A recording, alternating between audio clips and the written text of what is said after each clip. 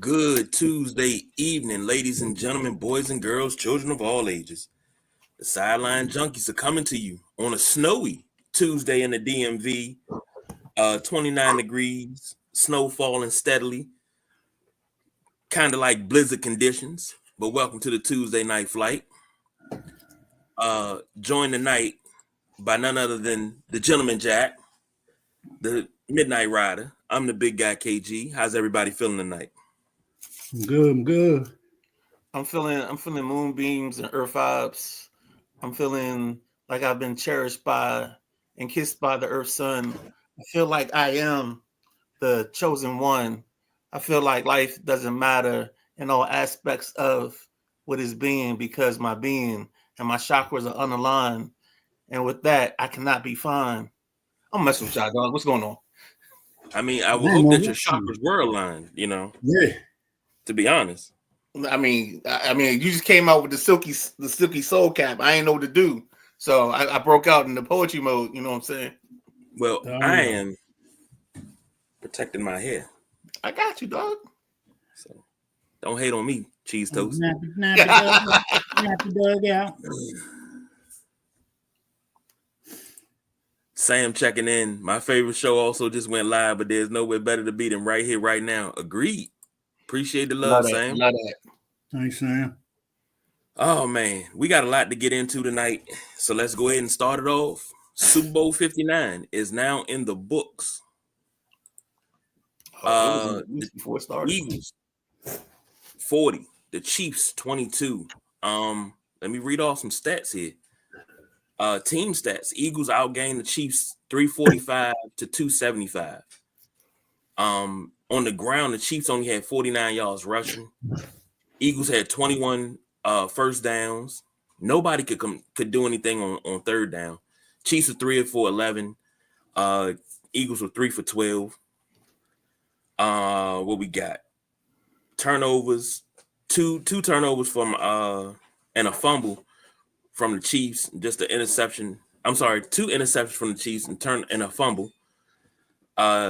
Just an interception from the Eagles. Time of possession was lopsided as hell. 36-58 for the Eagles, 23-02 for the Chiefs. Patrick Mahomes, 21-32, 257, 3 touchdowns and 2 interceptions. Also had 4 carries for 25 yards. Xavier Worthy, if they would have won this game, he would have been MVP. 8 catches, 157 and 2 touchdowns. I knew he was going to light it up. For the Eagles, MVP, Jalen Hurts, 17-22, 221, 2 touchdowns and a pick. Also had 72 yards rushing.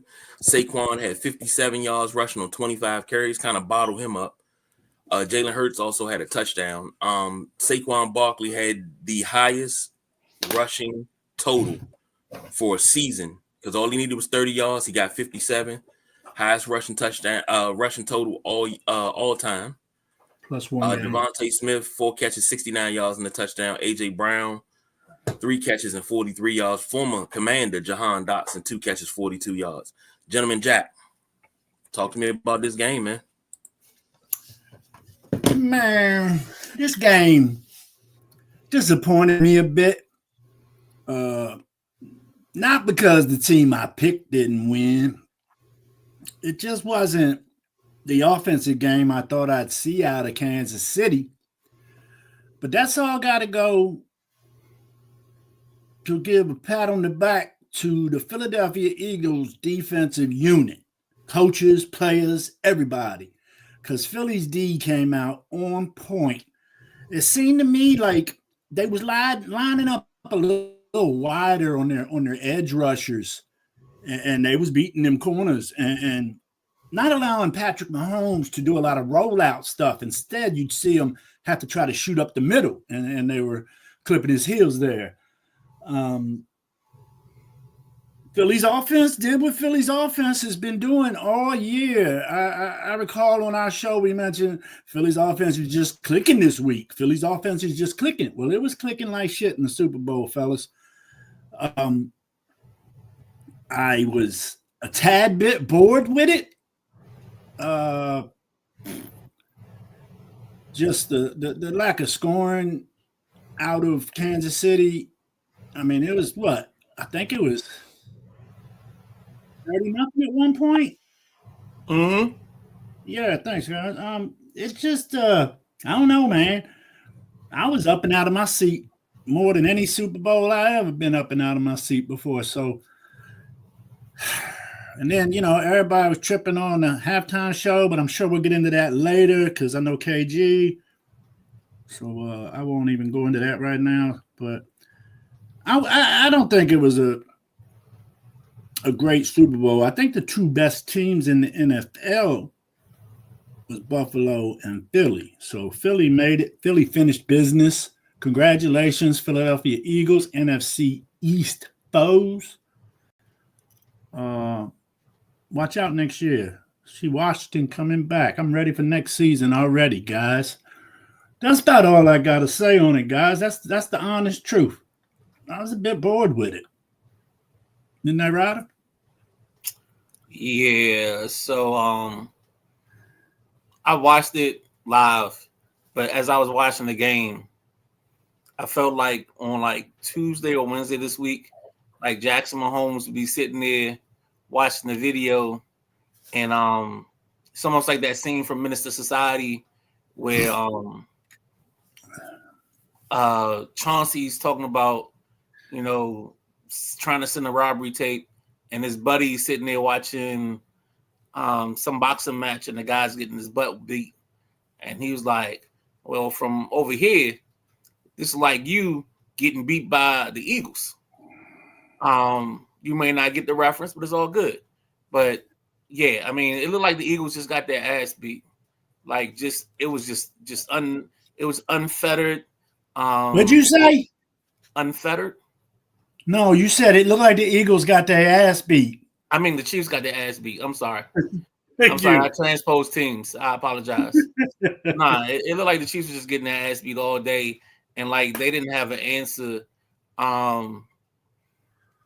Yeah, I mean, it just was just one thing after the other, and like for every step they tried to take, the Eagles had an answer and another answer for it.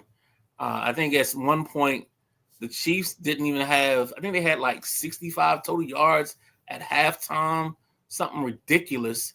I mean, it was just sheer domination. I don't think we've ever seen domination at this level in the Super Bowl since that year. I think it was the Seahawks dismantled the Broncos. I mean, this should be a crime. Like, we should have this on the first 48. And they should be having people come in. Like, the Eagles players should be coming in and getting interrogated because this wasn't right. I don't know what you want to call it. But yeah, this was god awful. The Florida Shine crime. I don't know what you want to call it.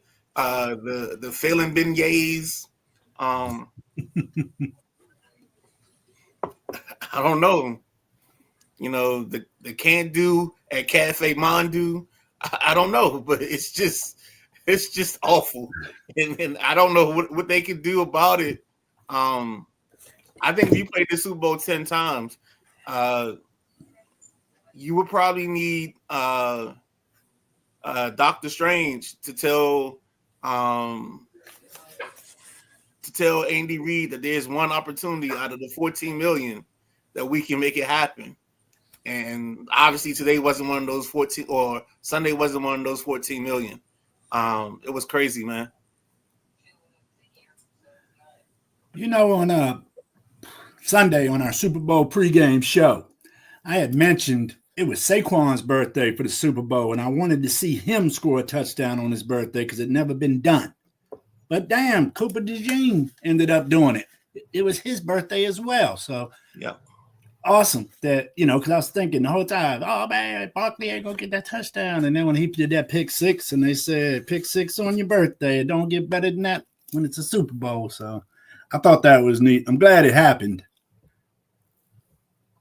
Yeah, I see it, KG. Go ahead and take the necessary steps to get there. My guy, I got to throw this out there. My guy Keith, man, this dude, oh my God, He said, "Lock up Coop. Can't have a white guy intercepting the pass from a black quarterback during Black History Month while President Trump's in the house. Pure disrespect."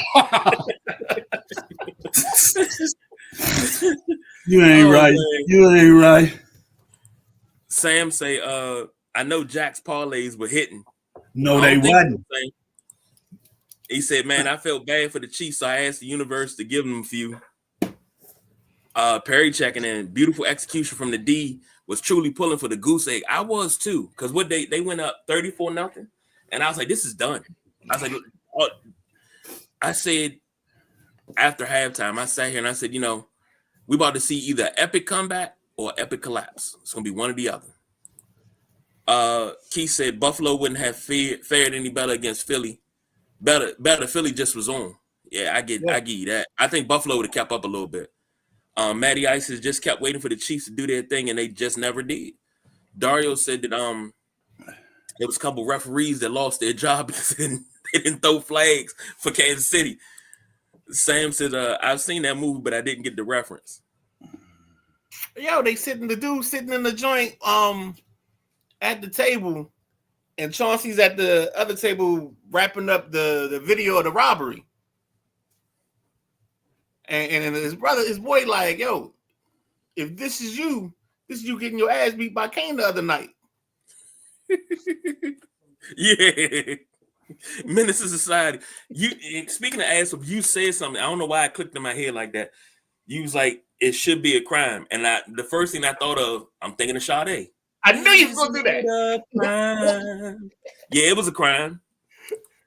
Sam said, "If you're not saying the Chiefs with the bodega shop owners, maybe I understand." Perry said that was the Colts, not the Broncos. No. Seattle blew out the Broncos. No, that wasn't Super Bowl 50. That was like 49. Yeah. 48, 49, That's something when like that. Cam Chancellor and Sherman they was hitting everything that moved. Legion of Doom. Yeah, because they beat they beat Peyton. Yeah. That was Peyton first return to Super Bowl. Then he came back in Super Bowl 50. And they beat the brakes off of Carolina. Yeah, but that's when he had a noodle arm. Yeah, because he couldn't throw the deep ball. But he could throw it out, but he just couldn't throw a deep ball. Chris Driscoll's checking in, and that's an Eagle, baby. Seattle beat Earl Long says Mahomes was pressing. All the pressure was on the Chiefs, and it showed.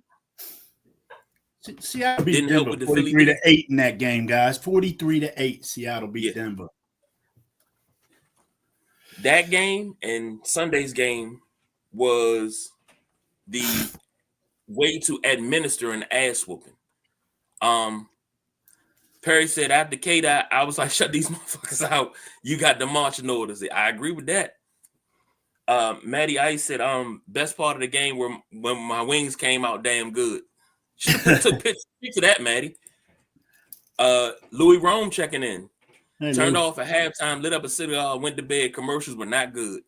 Everybody said that Seal commercial kind of rubbed him the wrong way and gave him nightmares. I never saw it, so I'm glad. I saw it on the replay. It was a page I was looking at. They were going through all the commercials. I was like, somebody said, "Let's just go head out and buy a Seal album because why would he do this commercial?" So let me comment on Earl's previous comment there. What he said, Earl said. I'm not picking on Earl. Mahomes was pressing and all the pressure. Mahomes is the highest rated quarterback under pressure. So that shouldn't have been a problem. I think it was the way Philly sent the pressure at Mahomes that definitely stopped him from rolling out because, Mahomes can roll either way and throw well. Having them edge guys come from wider out made Holmes have to come up the middle. And I think that was what the problem was. I really thought Mahomes would be able to deal with that pressure better, but he did not, Earl. You're pretty right. Chris Driscoll says, met my guy Jack at the plunge, told him the Eagles will win. Oh, what's up, Chris? That was him last week. This is the I love Jack's Either memory, state boy. police officer or ranger. I'm sorry, Chris, I forget which one it was, buddy. But thank you very much for tuning in to us, bud.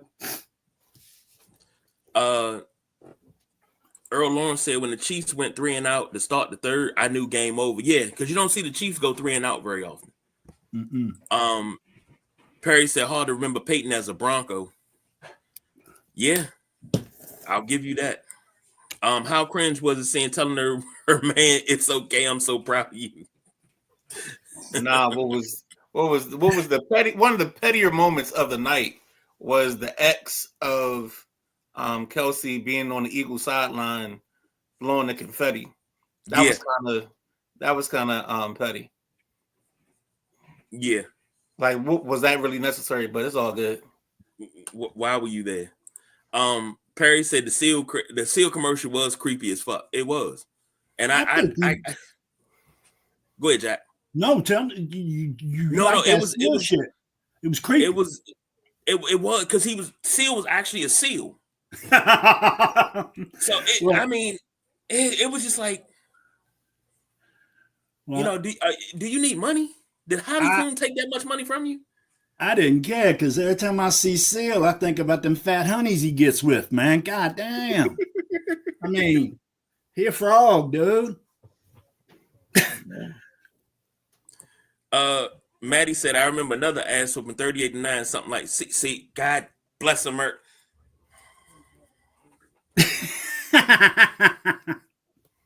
Maddie, I done got teased about that my whole childhood. For the majority of my childhood. My cousin used to tease me about that all the time. Every time. 38-9. I'm gonna hit Marcus Allen run on you. Look, this is what Marcus Allen did to y'all in the Super Bowl. And he would do it. And I'm like, why, man? Why? KG, I ain't gonna lie to you. After that Super Bowl, I went outside and I tried to Marcus Allen run my damn self. I ain't know no better. Earl Lawrence says, what that mean? He can't be pressing? He was pressing, making bad decisions. I'm not saying that, Earl. They were making him press. Right. But that's what Pat does, though. It's not like pressing is anything new. He was getting some contact. That interception that the Philadelphia guy made a hell of a play across the middle, the diving linebacker. Bach. Yeah. That was an amazing catch on a pass that Patty got hit on. He got hit in his lower legs. And any quarterback getting hit in the lower legs is going to buckle and be scared with these big-ass 300-something pound boys at their feet. So I feel that was a great interception, not necessarily a bad throw from Mahomes. I mean, the linebacker, his whole body was off the ground when he made that catch. And somebody told me that linebacker used to be a lineman. Yeah. And wasn't getting no time or something, so he changed his workout and turned himself into a linebacker, and now he's starting in a Super Bowl. If that's true, that's so awesome. he was a tweener. So in New Orleans, he went back and forth between linemen, basically an end and like a 4-3 end and a linebacker. And then when he got to Philly, they told him they wanted to make him a full-time linebacker as opposed to a lineman. And then I guess his routine changed a little bit. He thinned out a little bit. Mm-hmm. And then, again, this is one of those situations where sometimes scheme and fit. When we always talk about types. And sometimes when you have a type, you find somebody that fits the type, but they don't have the prerequisites right away, but it works. That's exactly what happened. I'm sorry, It is Bond. I probably said something else, but yeah, Zach Bond. And he's a free agent right now, so he's going to get extended. Philly, I mean, if I'm him, I don't go nowhere else but stay in Philly. Chris Driscoll says, send the pressure with zero blitz, dominant front line. That is one thing. We said this 2 to 3 years ago. We talked about Philly's front line and Jordan Carter. And when he came in the rookie mini Jalen Carter. I'm sorry. When he came in the rookie. Okay. When they came in to the team, and I think it was Jordan Davis, that he came off the line and the the O-lineman was trying to lock down. The more he was trying to lock down, the more he just kept walking them back. He's that strong. And I was like, we got to have O-line help up front, because if we don't, this dude's going to dominate us for the rest of his career. Facts. They got a Super Bowl now. Facts. Perry said with her fine ass, talk about Heidi Klum. Yeah, Maddie boy. said it was my last Super Bowl. It's all I got. I understand, Maddie. And here we go. I remember another ass whooping in the NFC Championship game 2025. Okay, Chris, let me tell Chris, you I'm something. gonna block you, man. Let me tell you something.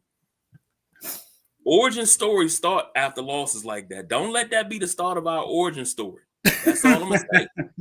The body bag game was the start of the 91 Redskins origin story. That was the start. So don't let a loss to Philly be the origin story for the next great run. Just saying. Sam said that Little Caesars is the official Super Bowl sponsor. Yeah, they the Superdome. But I didn't see any ads for them. Love me some Crazy Bread. You're not gonna see no ads from them. Not at $8 million a Keith pop. said free agent. Man, free agent about to get paid. Yeah, Zach Baum about to really get paid. Yeah. Oh, we talking about Kelsey's ex. Kelsey's ex. Okay. Maddie I'm said talking the about pregame, Heidi Klum. the pregame jazz break kicked ass. Makes me want to go back to New Orleans so bad. One of my favorite cities. Hot take. I would take New Orleans over Vegas any day of the week. Not bad. Now let me tell you my thoughts on this game. I felt really, really good because even as a football fan, I remember 2020 season, this Jalen Hurts rookie season. If you guys remember when he came in against the Washington football team at the time, week 17, and he kind of failed miserably, and Doug Peterson took him out and put Nate Sudfeld in, and we wound up winning 20-14. I remember after that game, a lot of people on TV, a lot of talking heads and things like that were saying that this guy was not a Super Bowl winner. He's not going to win your Super Bowl. He's not a starting quarterback. Get rid of him now. I remember all that talk because I came right here on this very show and I said, you all are fools and you're wrong. You haven't even given the kid the keys to the Ferrari yet, but you already ready to run him out of town. He ain't even had a chance to sit in the driver's seat and adjust it to fit him and learn how to shift the gears before you already ready to run him out of town. I said, if you give Jalen Hurts a chance and you build around him, which they did, they drafted Devontae Smith. They traded for A.J. Brown. You got Dallas Goedert. You went and got Saquon Barkley. Now he got a formidable running back, two great receivers, and a formidable tight end. Now he got an offensive line in front of him. Defense is on par. What happened? They won the fucking Super Bowl. It's not going to happen overnight. Sometimes it's like Novocaine. You give it time, it'll work. Other times you got to work at it. And it's going to take 3, 4, 5 years. This took 5 years. He's Super Bowl MVP. So everybody that doubted him, I hope when he gets fitted for his ring and they do the ring ceremony, I hope after that he can say, all y'all that doubted me, bow down and kiss the ring. Because that's what you got to do now. He's got something you can't take from him. Super Bowl champion, Super Bowl MVP. No matter what happens in life, you cannot take that from him. I'm proud of the kid. I am damn proud. And to come in and be doubted and then you win it all, proud of you. You know? But this game was over. They blew the doors off in the first half. So that was just that. Sam says, I want the Cowboys to win the Super Bowl one more time. Q Sam Cooks, a change gonna come. Not with Brian Schottenheimer, buddy. Chris said, will people stop doubting, criticizing Hurts after this? Put some respect on his name. Dude hasn't had the same old coordinator once his whole NFL career. Now he losing his old coordinator too because Kellen Moore's gone to New Orleans. And we call that.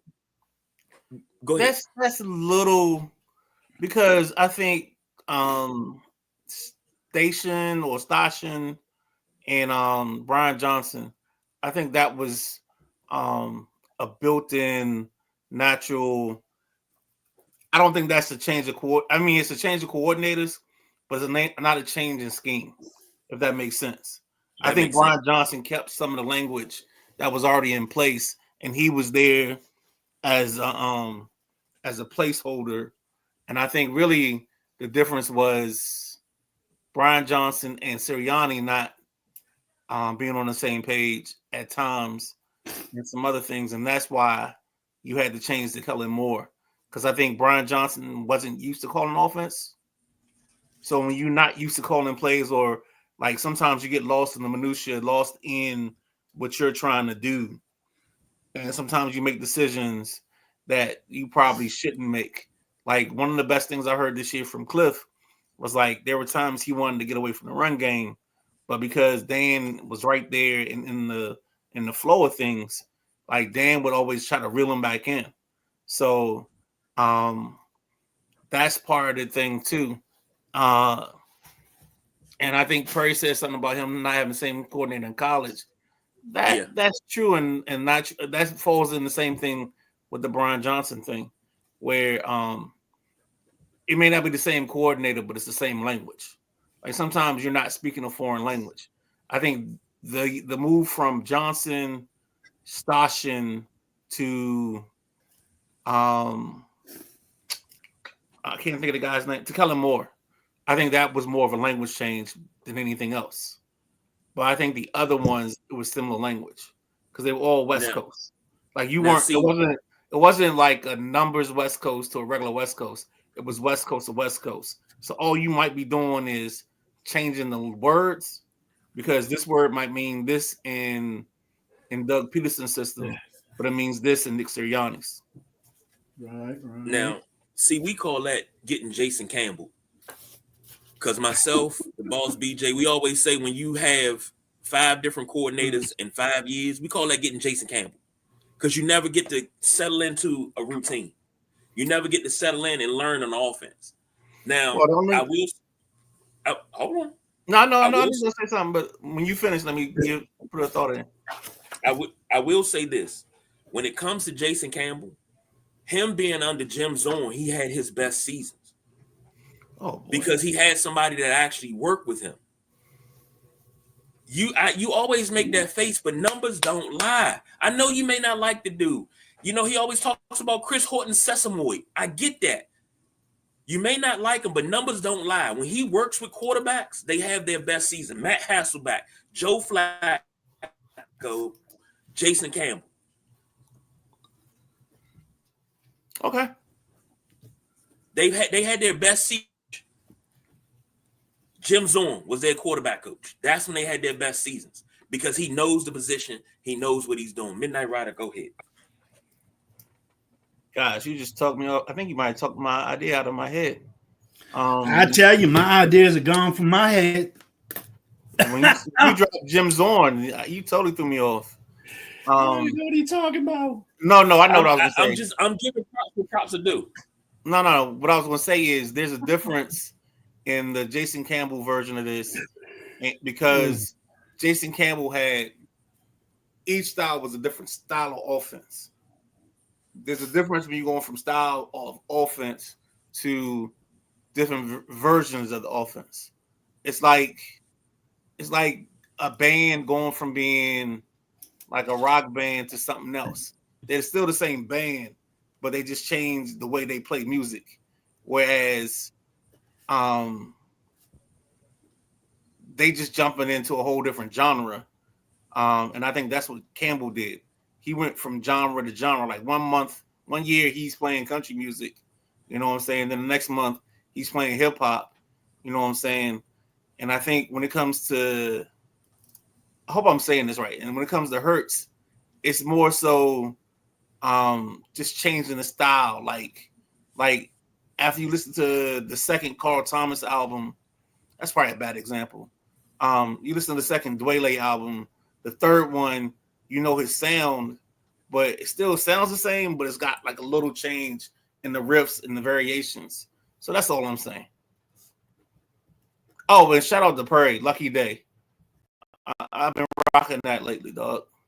So I appreciate that. What we got next on the banners? Well, the start of the show. I'll get your comments first, Jack. Let's talk halftime show. Likes, dislikes, didn't care, wasn't your thing. Just wasn't my thing. Didn't understand what he's talking about. That's pretty cool seeing that Williams sister out there. She looking more like a girl now. Let me say something real quick to piggyback on something. Midnight Rider said. You said something about Dwelle. Dim the Lights by Dwelle and Raheem Devon. That's all I'm gonna say. Go ahead, Jack.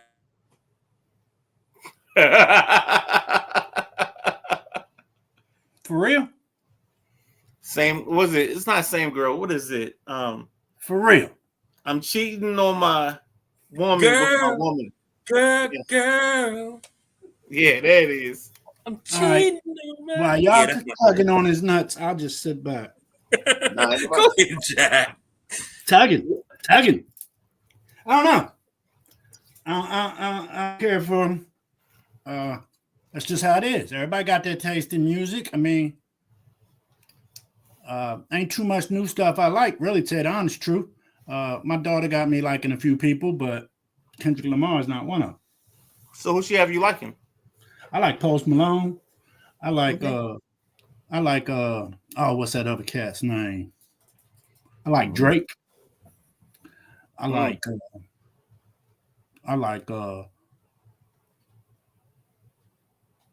ain't there somebody called Big Baby or something?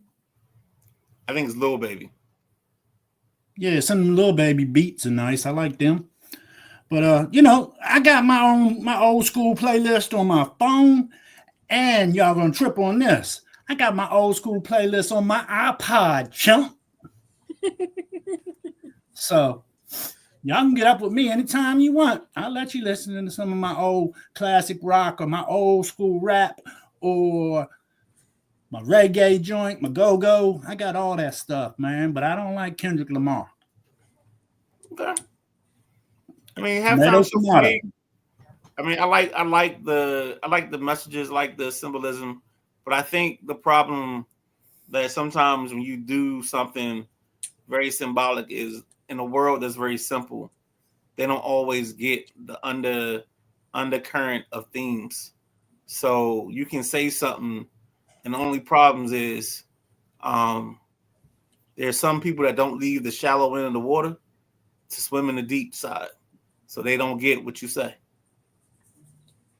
No, it's not a shot on you, dog. I'm not even talking. No, I'm dead serious.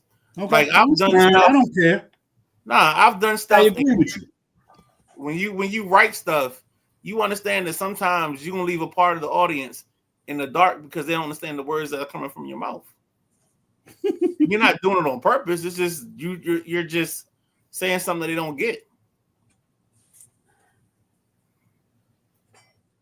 And it's not even an insult. It's just like some people like it on served up on a platter. They ain't gotta go through nothing. All they gotta do is put their fork and knife into it. Go ahead, KG. This is your moment. I mean, I'm gonna say this, and I'm being honest. I'll get to the comments in a second. I just want to say this. This halftime show, for those, it's one thing to not like it, but for those people that say, "Oh, why didn't he play swimming pools?" So you want to hear about pour up, drink, headshot, drink, sit down, drink, stand up, drink. You want to hear that? That's what you want to hear. Oh, I wanted to shake my ass. Why he didn't do poetic justice? Because that wasn't the time for it. When he first started the performance, he said the revolution will be televised. You picked the right time, but the wrong guy. Message. Like, how did you not catch that? Not saying you, Jack, but how did people not get where he was going with this?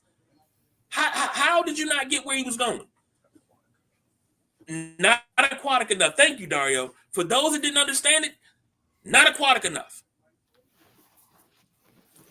It's okay to not like something, but to say, oh, well, he didn't play nothing that I knew. Or with the cat, I don't know what his name. His name Rob something. I never give him any press here. But he said, what did he say? Oh, I was at a party and nobody knew none of the songs outside of Not Like Us. His white friends. But okay, you're hanging with the wrong crowd because I seen people recording their grandparents grooving. Now, I'm not talking about their black grandparents. I'm talking about their white grandparents. This was a multiracial thing that everybody loved on certain levels. And it's okay not to like it, but to dog it out. To hear people that look like us dog it out because it was too political. It was too quote unquote woke. Learn the word woke before you use it. Stop using it the way people use it to describe what's going on in the world right now because they're using it fucking wrong. And that shit pisses me off more than anything. I got people saying, well, why didn't they have any white dancers? Why didn't he have anybody out there that was white? Bro, you missing the whole point of the whole performance. Just tell them DEI. That's what a lot of the comments were. But you're missing the whole point of the performance. The performance was a masterpiece. And to hear an actor, somebody that I actually used to like watching on TV, but I'll never watch him again because he said that Samuel L. Jackson was out there monkeying around. Like that right there, that total disrespect right there, I can't deal with it. These are the same people that I saw say that they wanted to shake their ass. They said Beyonce needed to drop, when she dropped her album before last, for Cowboy Carter, and she was talking about the protests and what was going on in America. Man, she need to drop something for the summer because I need to get out in the street and shake my ass. I need something I can dance to. I don't want none of this protest stuff. People said that Kendrick Lamar makes music for protests and rallies. We don't want to hear that. Then if you don't want to hear it, don't listen to it. But guess what? This dude's catalog is unmatched. But guess what? On that, if it wasn't Kendrick Lamar, if it was J. Cole, Rakim, if it was Big Daddy Kane, Wale, Mos Def, you still be mad because they're a little too lyrical and conscious for you. Everybody will still be mad.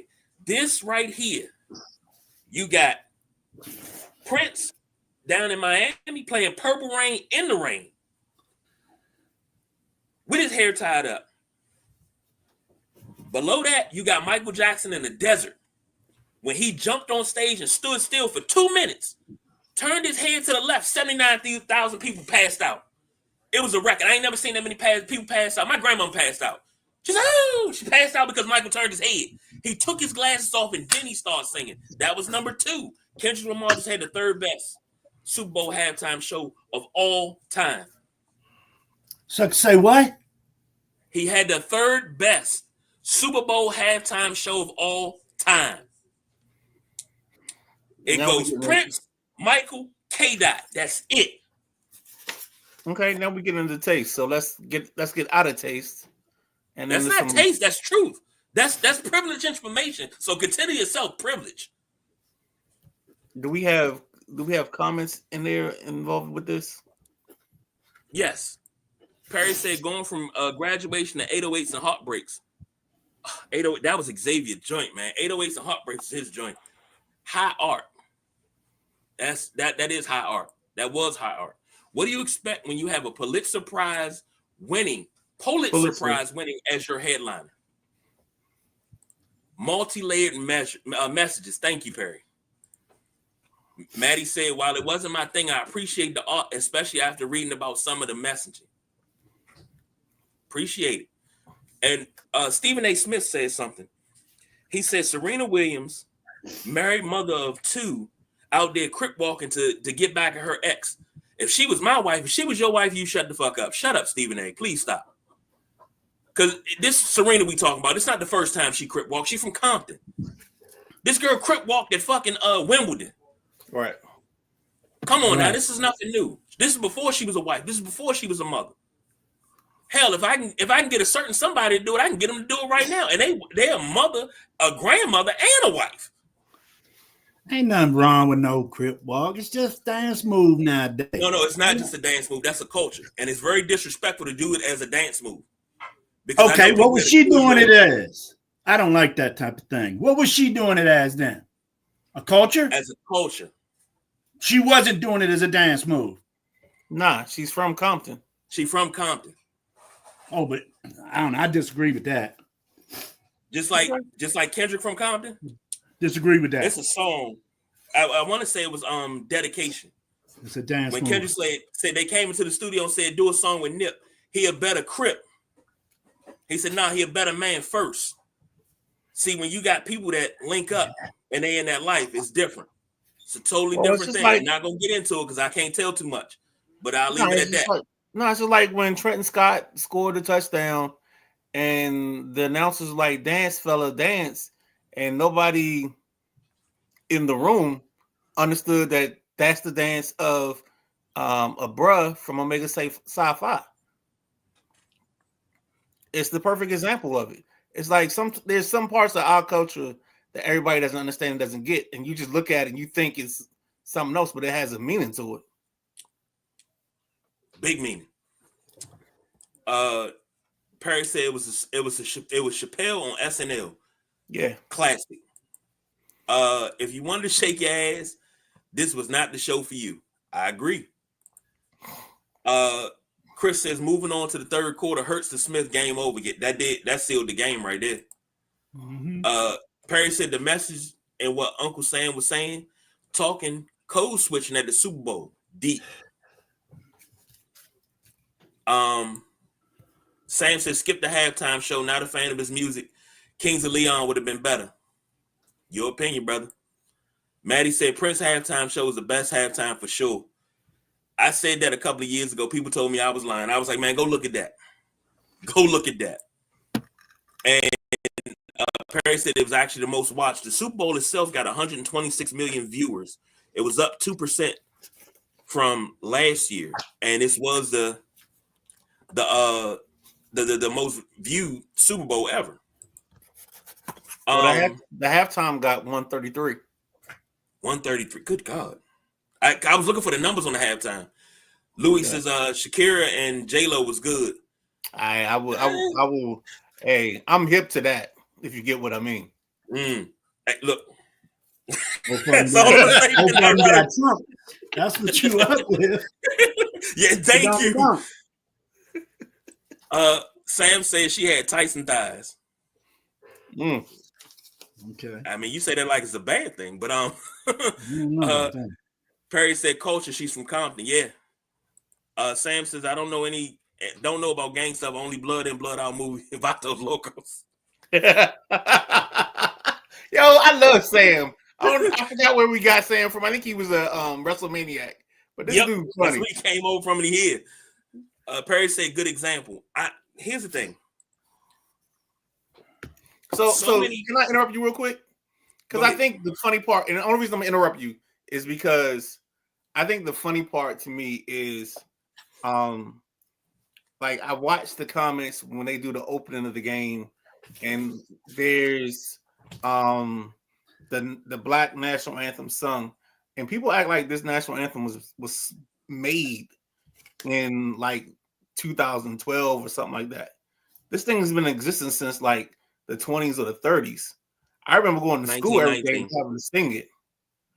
You know what I'm saying? It's not a fad. It's not like in this period of being woke. It's something that we held on to because when you had soldiers that were Black coming back from wars, when they came back from the war, they weren't heroes.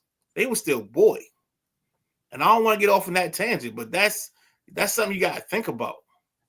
When we talk about that song is revered because it was our version of representation because we were in the point of separate but not equal. And I think people don't understand that fact when it comes to that song. They think like the other day, like Snoop and R. Kelly and company, which is in the studio and they made a hit. Nah, this goes back way before that. It was a way for us to establish an identity in a country that didn't want you at that time. see, people get hung up on it because it's called the Black National Anthem. And Right. what I always tell people, oh, there's only one anthem. I said, okay, what you singing the national anthem now? Go read the whole one. Go read the second stanza of the national anthem, and you'll understand why there's a Black national anthem. Right. It's a reason, because the national anthem was not written for Black people. Right. Yes, it's good to be patriotic. Yes, some of us are very patriotic, but you have to understand certain songs have meaning behind them, right? Once you find out the true meaning, you got to go with that. So, Perry said, I had to learn Lift Every Voice and Sing in grade school. Yeah, I did. Dario, did you do Lift Every Voice and Sing? I know Xavier did. I think you did too. Yeah. I think all my kids did. Perry said, blood in, blood out was my ish. Some people don't want to understand. That's true. Chris says, John Baptiste's anthem was phenomenal. Maddie loved it. And Maddie Ice was like, what did he give him? Yeah. And that right there, Ledisi doing the Black National Anthem, and then John Baptiste doing the National Anthem, I was like, good grief. We in for a show tonight, because they killed it. Absolutely killed it. I mean, that right there. And if the game was a little bit better, I mean, we probably be talking a different talk right now. But overall, I think that's part of the reason why we got this. And I'll ask you gentlemen the same thing. If you had to rate. Go ahead. I'm sorry. Go ahead. No. You go. No, I'm saying if you had to rate the halftime show 1 to 10, what you got? For me, it's an 8. I'm gonna go a little below the middle just to be fair. I'll say it was a 4. Okay. Nah, I get a 5 because I like the dancing. Okay. I like the dancing. Okay. I just But I mean, understand, like, I know, like, sorry, Jack. You know what I'm gonna do? Go ahead. Don't play no music. Nah, I'm just gonna come kidnap you, put you in the car, and we go. Nah, don't do that. Don't do that. Nah. Go listen to the whole catalog. That's not a way to make somebody appreciate somebody's music, in my opinion. But it was a joke. It was a joke, Jack. I understand, KG. It was just a joke. I understand. I'm just saying, so not everybody likes everything. Y'all don't like everything I like, so I know that's true, because not everybody likes the same thing. So I get a 5 because I like the dancing. Okay. All right. I like Hall & Oates, Sarah Smile. Matty Ice. I don't like Hall & Oates too much. Maybe back in the day, my done some Private Eyes? They watching you? Sorry. They watching your every move. I'd rather check out some Phil Collins than some Hall & Oates. Oh, now we talking, Doug. Oh, hey, look, I ain't gonna disagree with you there. I knew y'all had a wide spectrum. Because we talked about music. But we can't like every band or group. And I hope you understand that wasn't like we weren't criticizing. It was just like, we get it. Like, everything ain't for everybody. That's why we do this. That's why we do this show, because and like we incorporate everybody, because we understand opinions aren't the same, man. Like, the whole mantra of the Sideline Junkies is, like, you say your thought, and as long as you confined and convicted in it, we cool with it. We might not agree with you, but we want to hear it, because that's what we do. We talk and we have conversations. You see my boy Perry over there, he just like messing with me. But he said, because I can't stand Post Malone, man. I tell you though, my opinion, the best Post Malone song is that joint he does with Ozzy Osbourne. That's the best Post Malone song. I love jamming that song. Well, the funny thing is, that's Post Malone is one of Josh's boys. I don't get it. He loves Post Malone, Bruno Mars. Yeah, I like and Bruno then who was I playing for him one day? Oh, KG, you'll love this. So I was playing Harlem Blues by Cinder Williams. probably one of the dopest, deepest songs out there. And when he got home to his mom, he called me back. He was like, "Hey, Dad, what was that sad ass song you was playing the other night?" I was like, "What?" He was like, "You know about the houses and how the people." I was like, "You know what? You missed the whole message, but it's all good." See, like I got a very, very wide spectrum. Of course, I love Kendrick. I love Kendrick and J. Cole, favorite current rappers. If you know, when it comes to, I like lyricists. I like people that can actually put words together that mean something. Don't put a bunch of words together that don't mean nothing. Make it mean something. So that's why I like the KRS Ones. I like Rakim. I like Big Daddy Kane. I like Nas. Those are my tops. And then when it comes to the new stuff, I like people like I love Wale. Of course, I love Wale. Most Def, of course. Anything Most Def on. Most Def can rap the phone book, and I'll buy the CD. Young Gravy. Most people don't like Young Gravy, but you heard his song all over TikTok. I love Young Gravy. I got both of his country albums, so I'm good with that. That's my thing. Everybody, it ain't for everybody. That's something that me and Dario vibe out to. That's what we do. You know, he sent me Denzel Curry, Freddie Gibbs, stuff like that. I got songs that I like. May not like the whole thing, but I like different songs. So it's a broad spectrum, man. No, that's I like to listen to Avenged Sevenfold. I'm 43. I'm 6'4". I'm 305 pounds, and I will rock to some Avenged Sevenfold. Hail to the King. It's like, all right. So that now that you made time out. Now that you made all these admissions, you know you ain't playing corner no more, right? I wasn't playing corner anyway. Them corner days is over. Oh, tape them up. You can tape them ankles up. Tape them up. Make sure you in the A gap. That's all we say. Yeah. Most definitely. But here's the funny part about it, Midnight Rider. I still run a 4.5, baby. You don't run a 4.5 at 305, dog. Put money on it. Dog, you do not run a 4.5 at 305. And at 43. Let me explain something to you. Yo, we gotta get a Let me explain something to you. I am a physical anomaly. And that's not my words, that's my doctor's words. I'm 43 and I'm still growing. That's number one. Number two, my stamina is out of this world. Okay.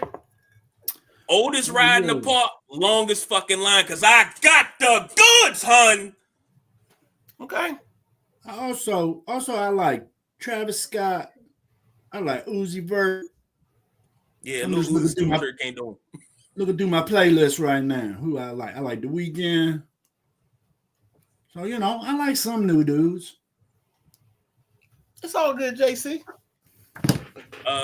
Get to these comments so we can get to the JC. We got great coaches first. But, you know, my daughter, though, we got this thing where she listens to different music with me, and she listens to different music with my wife.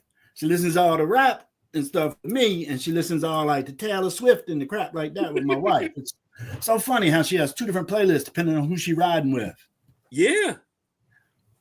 Well, that makes sense. I see you guys have the same thing. Yeah. Because like if I'm riding my mom, I'll listen to Outkast and stuff like that, but it's mostly like R&B with my mother. Like it's mostly like 70s soul, 80s I R&B. listen to gangster rap with my mom. I don't mess around with my mom. Like Ice Cube. Yeah, that's a whole different world right there, bro. My mom like all that stuff, boy. My mom tipped her. Matty Ice said he gave John Baptiste a B.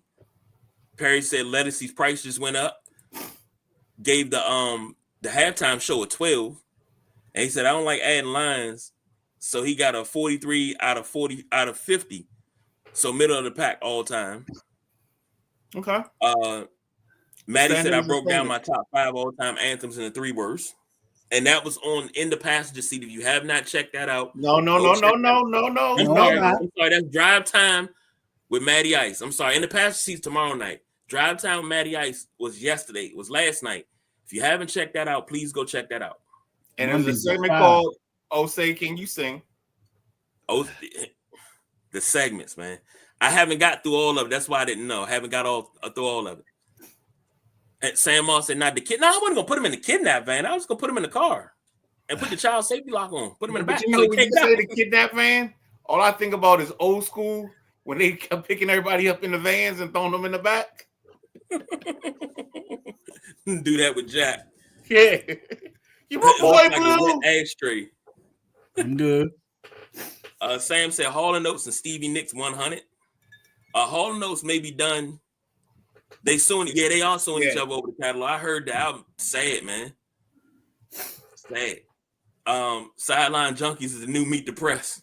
No, it's not. Nah. Perry said Kendrick, Benny, J. Cole from today's MCs, and love Freddie Gibbs. Oh, Joey Badass. Yes. Joey Badass is another one. Perry said Rhapsody and Doechii. Yeah. Yo, yes. You know, Doechii is like that, and so is Rhapsody. MF Doom Fucking and J MF Doom and J Dilla. God, Sam, don't get me started. Don't get me started. Oh my God. MF Doom, if you go listen to the Danger Doom album.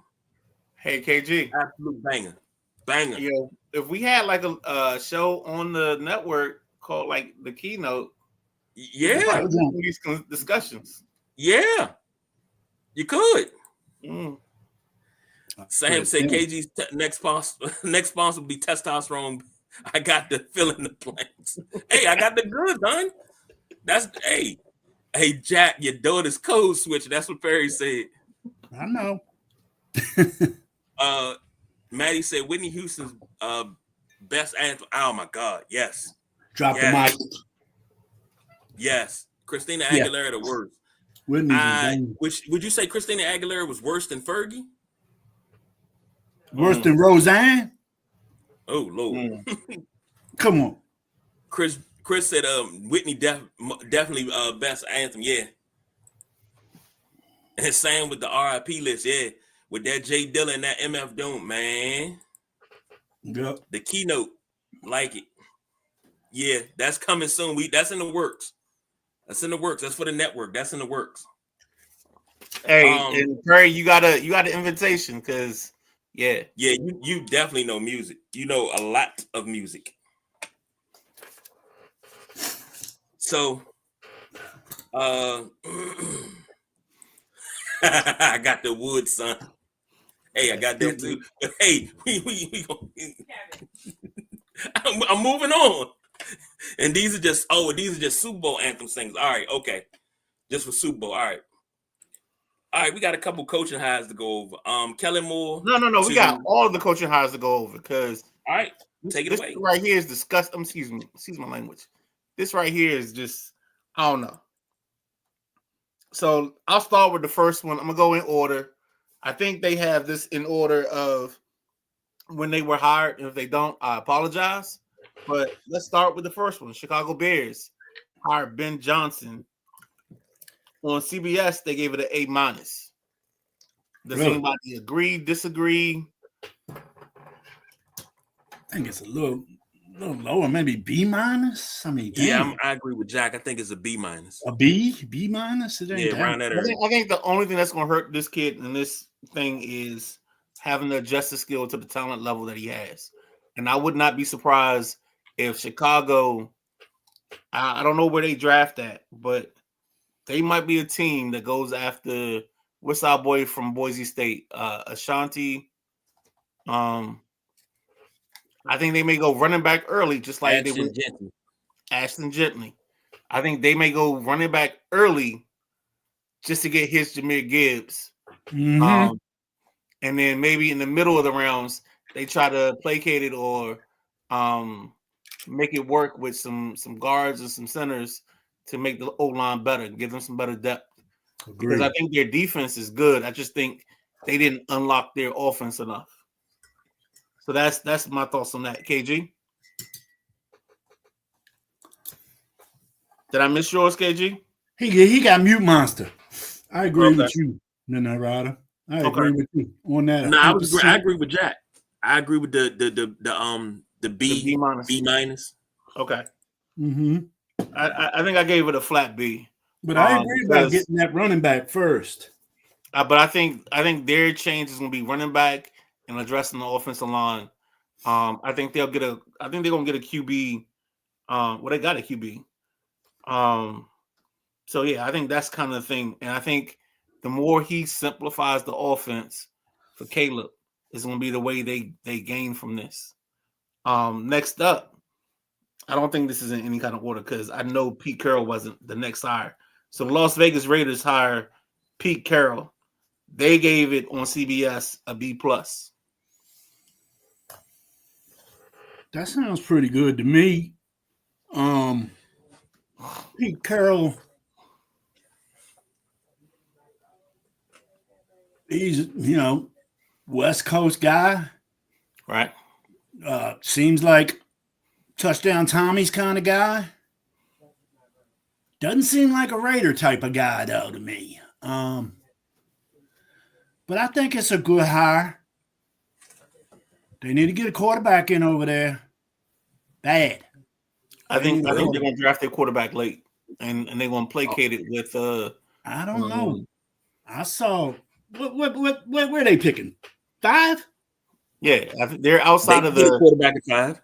They can get 1 and 5 because I don't think first quarterback gonna go off the board till 3 or 4.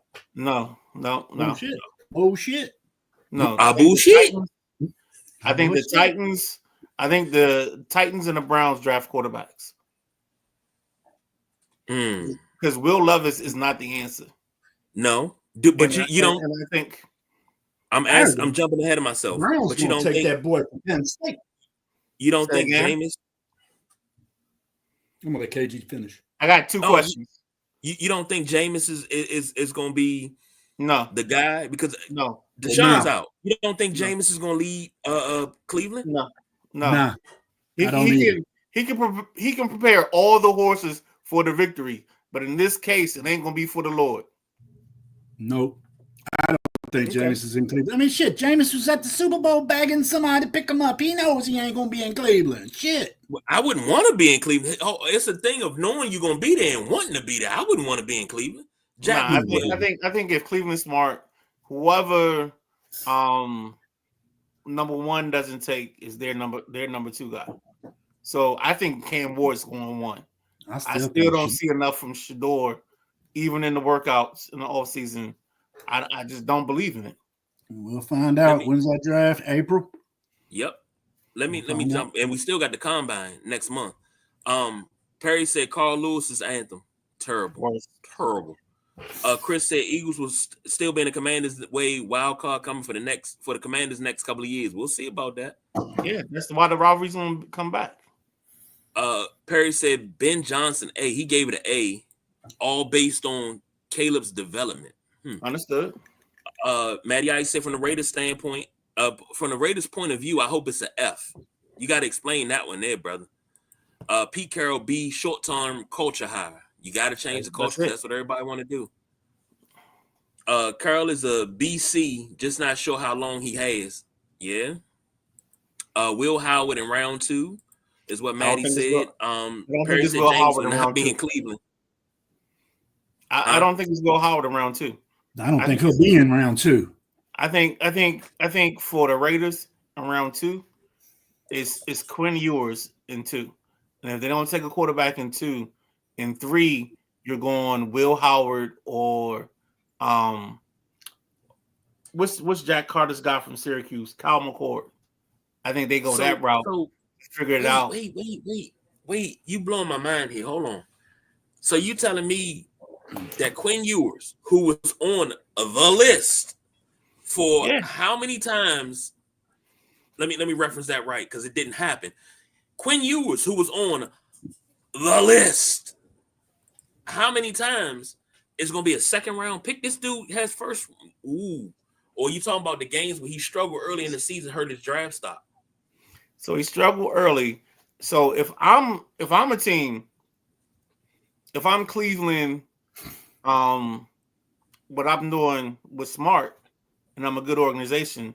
I call the Commanders at 29 if we don't do the deal for Myles Garrett, and I ask them for number 29. I move into the 29 spot.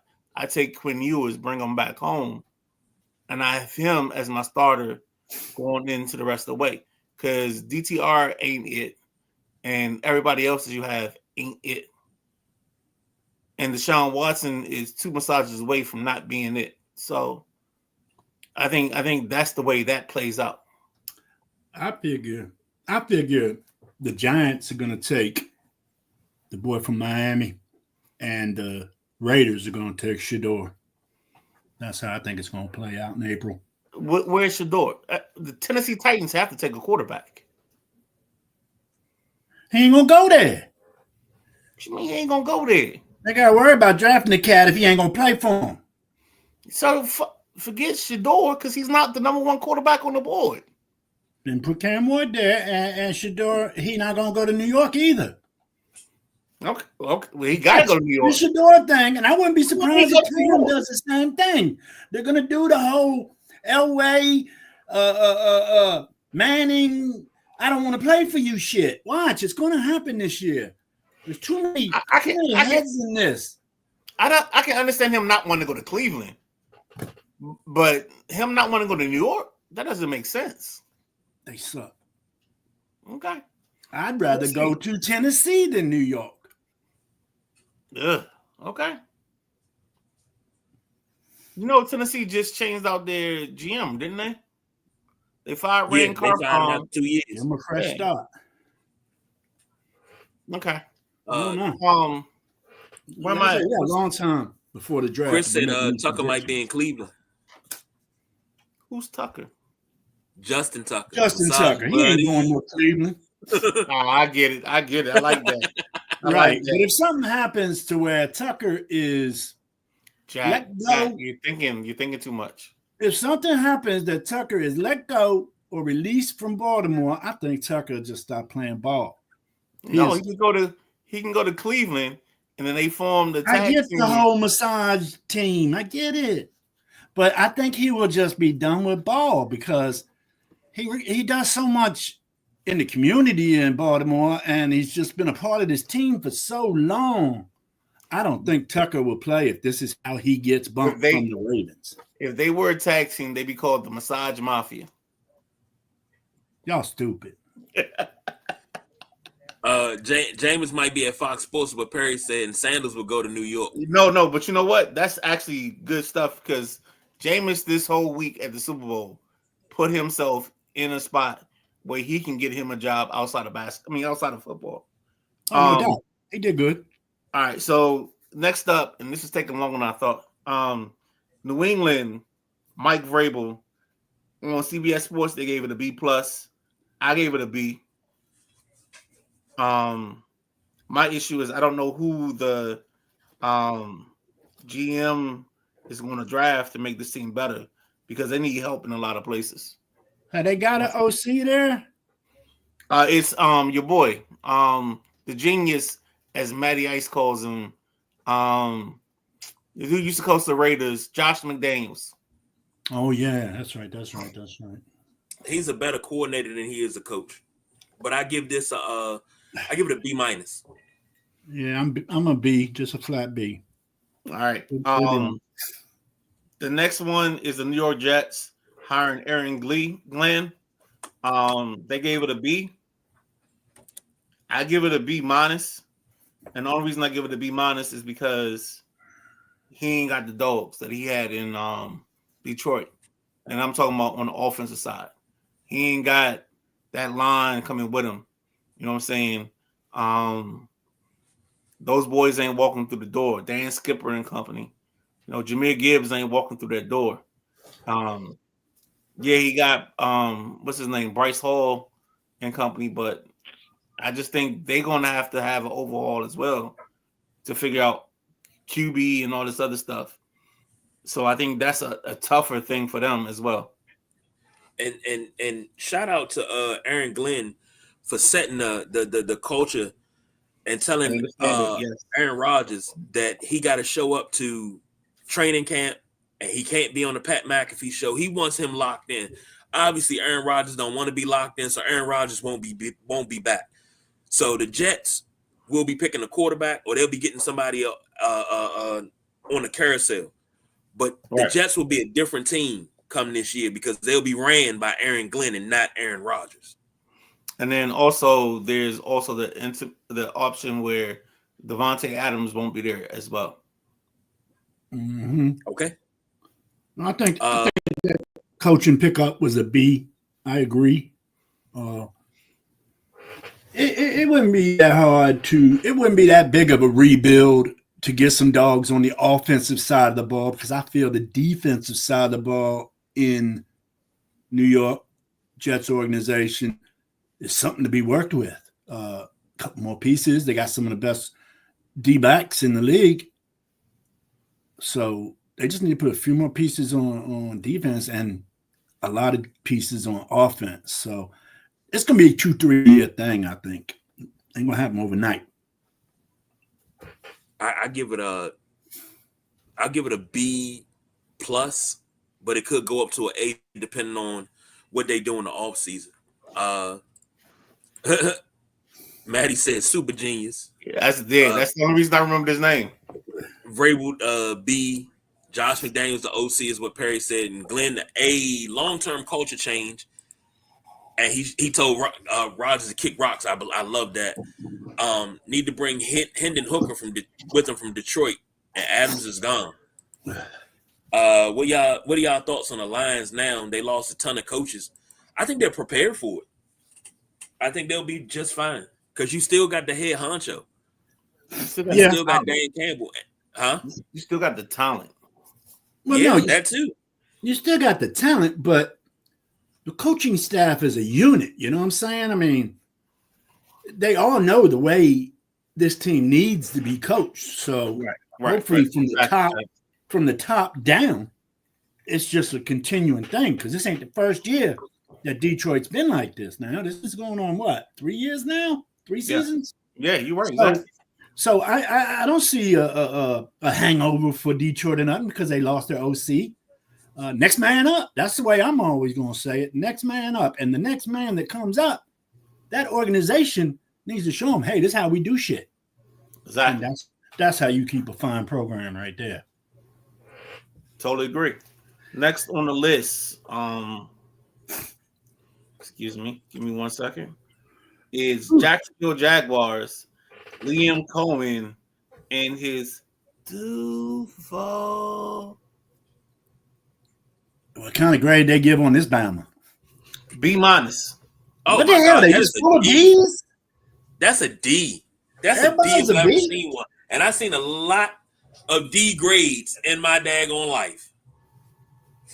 Yeah, I'll disagree.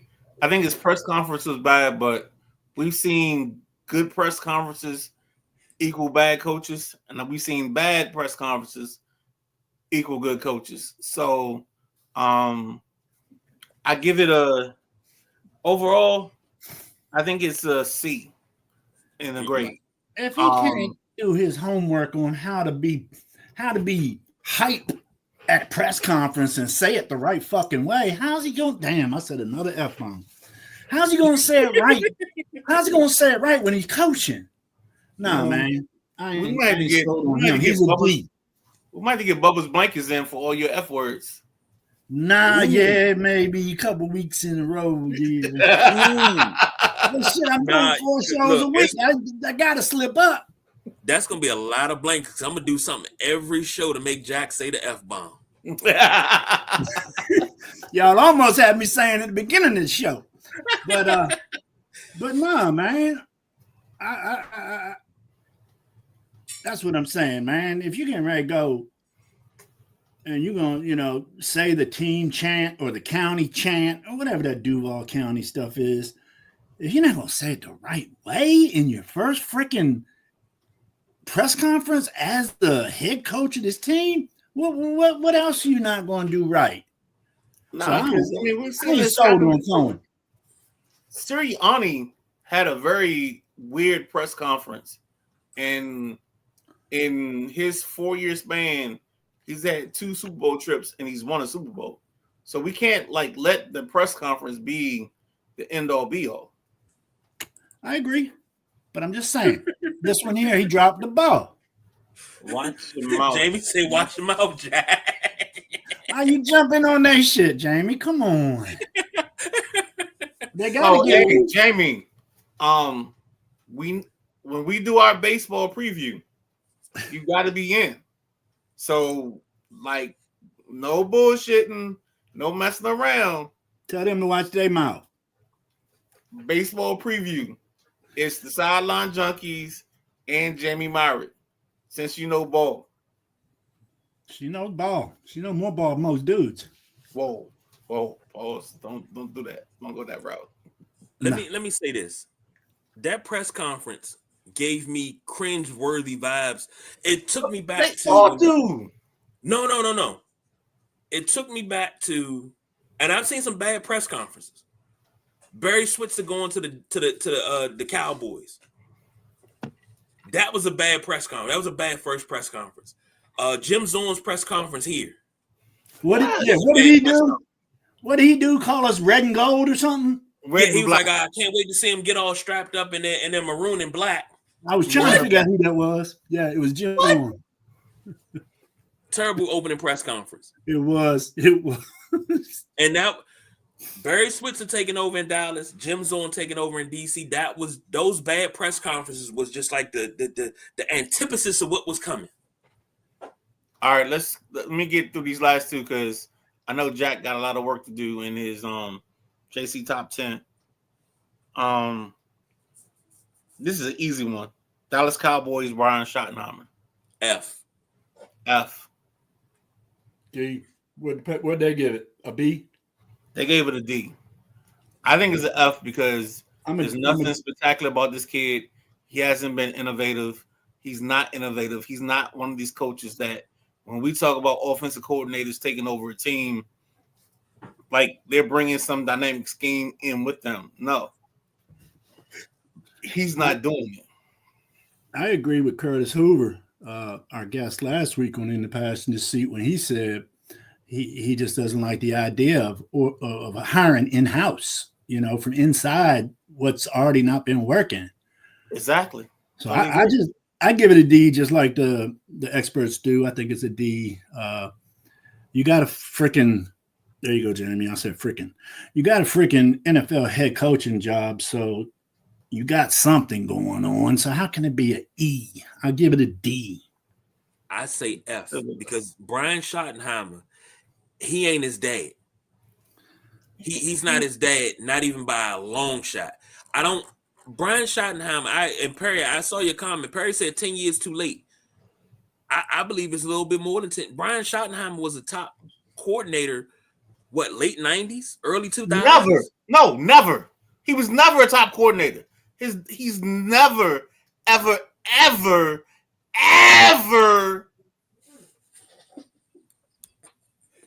had a top offense. I'm sorry. But let me say this. Only for you, KG. I got that. But I got something for you. You know what Brian Schottenheimer's not going to do? What? He's not going to motivate that Cowboy team. Gleam, man. There's a gleam. That's not Brian Schottenheimer. There's a gleam, man. Let's get the gleam. There's a gleam. But let's get that gleam. He's not going to do that. This is a F. No. Because here's where I give him some pause. I give him pause because if you can build a staff, the staff can hide your failures. So it's almost like that moment when Maximus is in the room with Marcus Aurelius, and I mean not Maximus. I'm sorry, Commodus is in the room with Marcus Aurelius, and it's like sometimes your faults as a father, my failures. I mean, your faults as a son and my failures as the father. Like I think this is one of those moments, and maybe he can cleanse himself of his failures because he brings in the right coordinators, and they help this team succeed way beyond what he could do. But he would have to give up the play calling duties, if that makes sense. Agreed. Perry said he was the OC for Rex with the Jets. Right. He gives an F 10 years too late. Talking about press conferences, Adam Gase's Jets presser. He was just awkward, period. Spooky eyes. Jamie said she's down. Okay. talking about Cohen, the rebuild is about the O-line, and Cohen is a C, and it's not him.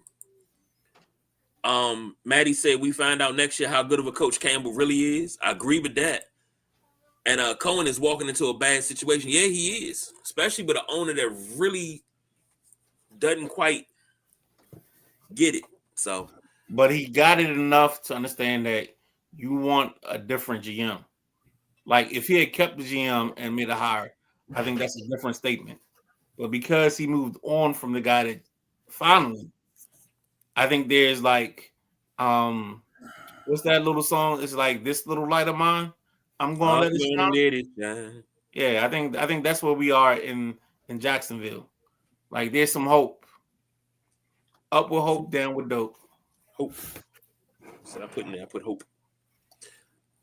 Next up, Jack Carr. Oh, I'm sorry. No. I missed one. The last one is the worst one. Kellen Moore to the New Orleans Saints, and they gave it a B+ on CBS Sports. I give it an F. I thought that other guy was going to go to New Orleans. Dude went to where'd he go? Jets. Aaron Glenn. Yeah, I thought Aaron Glenn was going to go to New Orleans. Oh, you talking about the Chiefs that but what? The Chiefs that was the bet that we had. Oh, yes, the steak bet. Excuse me, I thought you said Chiefs. But I like where what? No, man, go ahead, Jack. I'm sorry. Nah, I like where he's at though.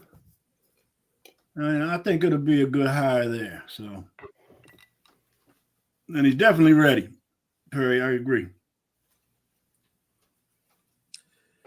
I'm not feeling that. Somebody said that he gonna show his first team meeting. He gonna pull out the Boise State versus Fresno State tape where he beat Derek Carr.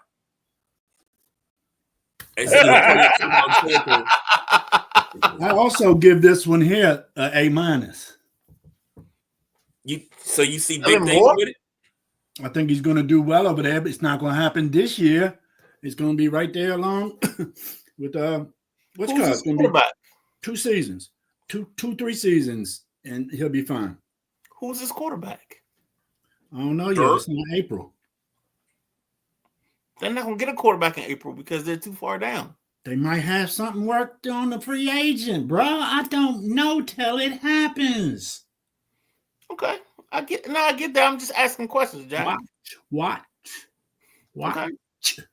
That means you got to cut Carr and some other things. But for me personally, I get he had one of the best offenses with Philly.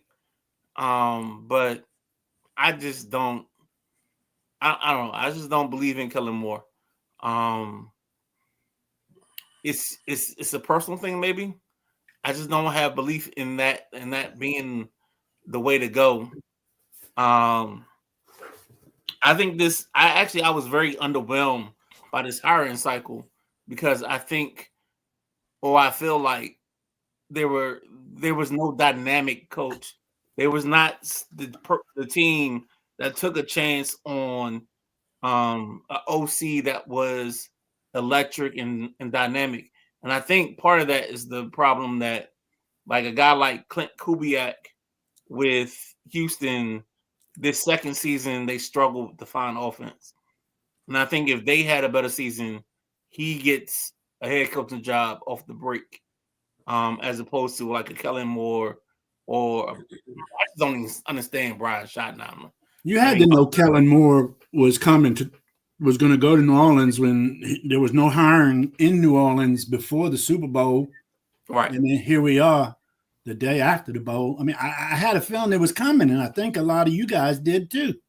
I know we right there with you, Jack. We ain't stop. But here's the thing about Kellen Moore. Kellen Moore be successful if he doesn't call his own plays. Because yes, he had weapons in Philadelphia. We could have called plays in Philadelphia and they would have been successful. Get a ball to Saquon 20, 25 times. Don't turn the ball over. and make sure if AJ's open, you throw it to him. You come back the next play, AJ's open again, throw it to him again. If Devontae's open up the same, throw it to him. We could have called those plays. Go ahead, Jack. Mm-hmm. Peep this, though. Peep this. Watching TV since last night after the Super Bowl, watching the sports channels today, this evening, hearing a little bit of chatter they talking about, and Philly fans are talking about, is this the beginning of a dynasty in Philly? They got to slow them horses, bruh.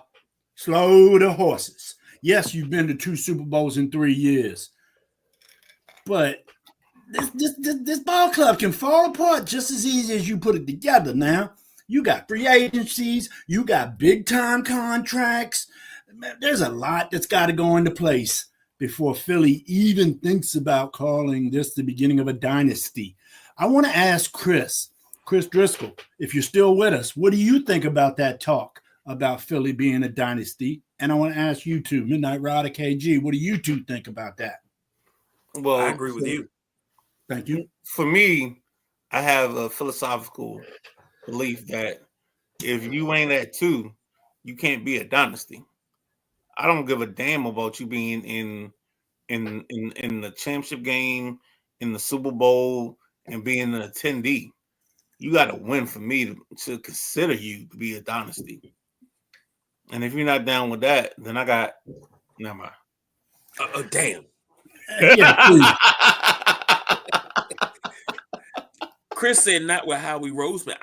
It's too soon. You win one Whoa. championship. Not with Howie Roseman. What does that mean? Because Howie Roseman is one of the best GMs in this league. His draft success the last 5 years, his first, second round picks have been all starters and all players that have made impacts. That whole D-line. To the second round with Jalen Hurts. You got Jordan Davis that you stole Jordan Davis. You stole Jalen Carter. You stole Quinyon Mitchell. And then you got Cooper DeJean. You got what's my boy from Alabama, the white kid, the Cam Jurgens. You got him. You got Landon Dickerson. And what the problem with Landon Dickerson is, everybody in the world forgets that Landon Dickerson was an all-pro, all NCAA center. That's why he could make the transition. I believe he is saying, not with Howie Roseman, like not gonna flop off like I said, possibly. Oh, okay. I think that's what Chris is saying, because he comes back and says, look at his draft success. Yeah, but he said thanks, Midnight. That's his point exactly. Gotcha. That's the point he was making. Okay. Sounds good, Midnight Rider. I agree with Perry. I agree with Jack. It's too soon. Perry said not even in the dynasty convo without 2 wins in a 3 to 5 year period. A dynasty is built. Kansas City is a dynasty. Before Kansas City, New England was a dynasty. The 49ers of the 80s and the 90s was a dynasty. Washington of the 80s and the early 90s was a dynasty. They considered that a dynasty. No, Washington wasn't a dynasty. Nah. It's considered a dynasty because of how successful they were in the 80s. What do you guys consider a dynasty? How many years? I need 3 championships in 5 years. Okay. Ooh. If you say 3 and 5, that's what I say is I say dominant. We talking about the elite of the elite. I don't care if you got there. 4 and 7. I don't need you standing there looking and staring at somebody when the confetti fall. I don't need that. Get it? I need you to be the reason the confetti fall. But they call Dallas a dynasty because Dallas had 3 and 4 years. That works. Now hold on, before y'all jump on me, I didn't call Washington a dynasty. They were ranking because Perry said Washington wasn't a dynasty. No. They were ranking dynasties, and they had Washington at like number 4. They was like from 82 all the way up to 91 because of the success that they had. They went to 4 Super Bowls in 9 years, and then they had the Giants in there. They had pretty much the NFC East was in there. Period. Because of the dominance of the NFC East. I think we closed down the window of dynasties in the last, from that span to now, that window's been closed a little bit, because one of my pet peeves is that we call the San Antonio Spurs from 99 to 05 a dynasty. That's not a dynasty. That's just you picking the team that you like to choose to be a dynasty. That wasn't a dynasty. Okay.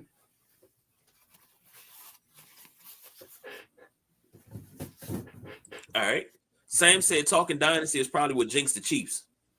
No, what jinxed the Chiefs was Jalen he Carter. said, look, I never said it was the start of a dynasty. You asked my opinion. I did. But that was Thank the you for question. answering, Chris. Somebody said that, and it's too soon to talk dynasty. You haven't agree. You haven't arrived yet. Here we go. You think you have, but you haven't arrived yet. And we talking dynasty talk. If Philly goes back to the Super Bowl next year and they win it, and then the year after next they go back and they lose, and they go back the year after that and they win another one, that's 3 in 5 years. Yeah, 6 years. That ain't happening. Okay, then we can talk. But you got to be in between those years that you don't win it. You still got to be in the running. It's what you say. It's got to be a movie Christmas. There got to be a chance. You telling me there's a dynasty? Huh? Kansas City is a dynasty because Kansas City's dominant. Kansas City's been there, and they're always there. There's a chance, and when there's a chance, man, when there's a chance. Perry said Jimmy's Dallas plus Barry was a dynasty. Yeah. Walsh had a dynasty. Yeah. Because Walsh built something, and when he walked away after Super Bowl 23 and he gave the reins over to Seifert, they were still dominant all the way up into the mid-90s. Yeah. To the mid-80s. Only thing that stopped them in 90 was the Giants. The Giants are too big, too strong. That's all.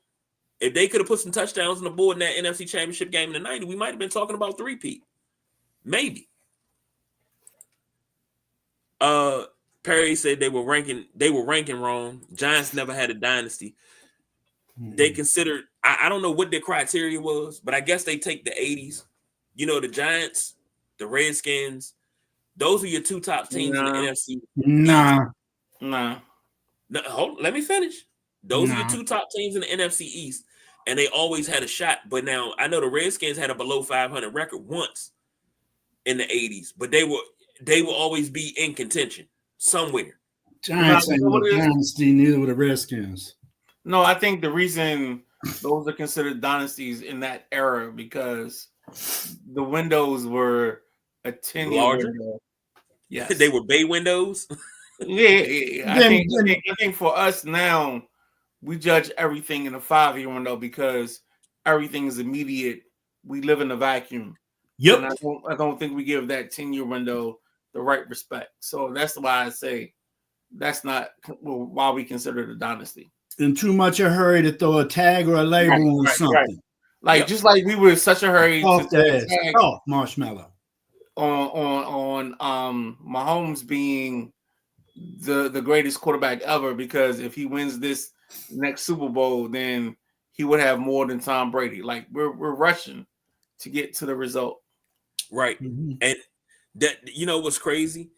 When everybody was talking about Tom Brady being the GOAT, I was like, let's not call him the GOAT. Oh man, he's the GOAT. He's the GOAT. Look how many titles he got. I said, yeah, but you got to understand. When you talk of greatest quarterbacks, you have Tom Brady, yes. You also have Joe Montana. You have all these quarterbacks that came before him.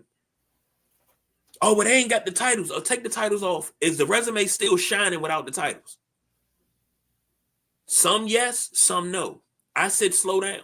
When Tom Brady walked away from the game for good, and we got to really reflect on a career, we're not going to know how great Patrick Mahomes is until he walks away and we get to reflect on the entire career without him coming back. And we get to look at his entire career and we get to go through it with a fine-tooth comb. And you can say, Patty Mahomes is a bad boy. He was the greatest quarterback that ever played. That's when you can say that. I don't like doing that when people are still playing. Go ahead, Jack. You can't compare greats from different eras because the game has evolved so much. Absolutely true.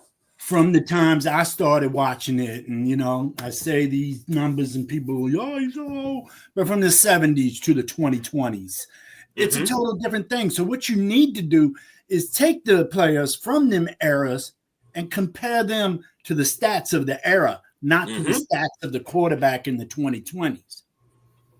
That's why when we talk great quarterbacks, that's why Midnight Rider roll his eyes every time I say it. I say I don't think there's no better quarterback than Johnny Unitas, but that's my opinion.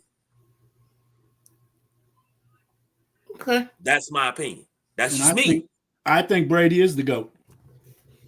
And I respect that. I respect anybody that says that. And I grew tired of seeing New England in the Super Bowl. Like I'm starting to get tired of seeing Kansas City in the Super Bowl. So, you know, same time, different years. Chris says, I'm just saying all the players Midnight Rider mentioned, our defense is young, dominant, as you say, in the bowl. Offense is still intact. So, yeah. I think there's a possibility. You know, I mean, everything's possible. I mean, shit, you ask the right girl, love is possible. Right.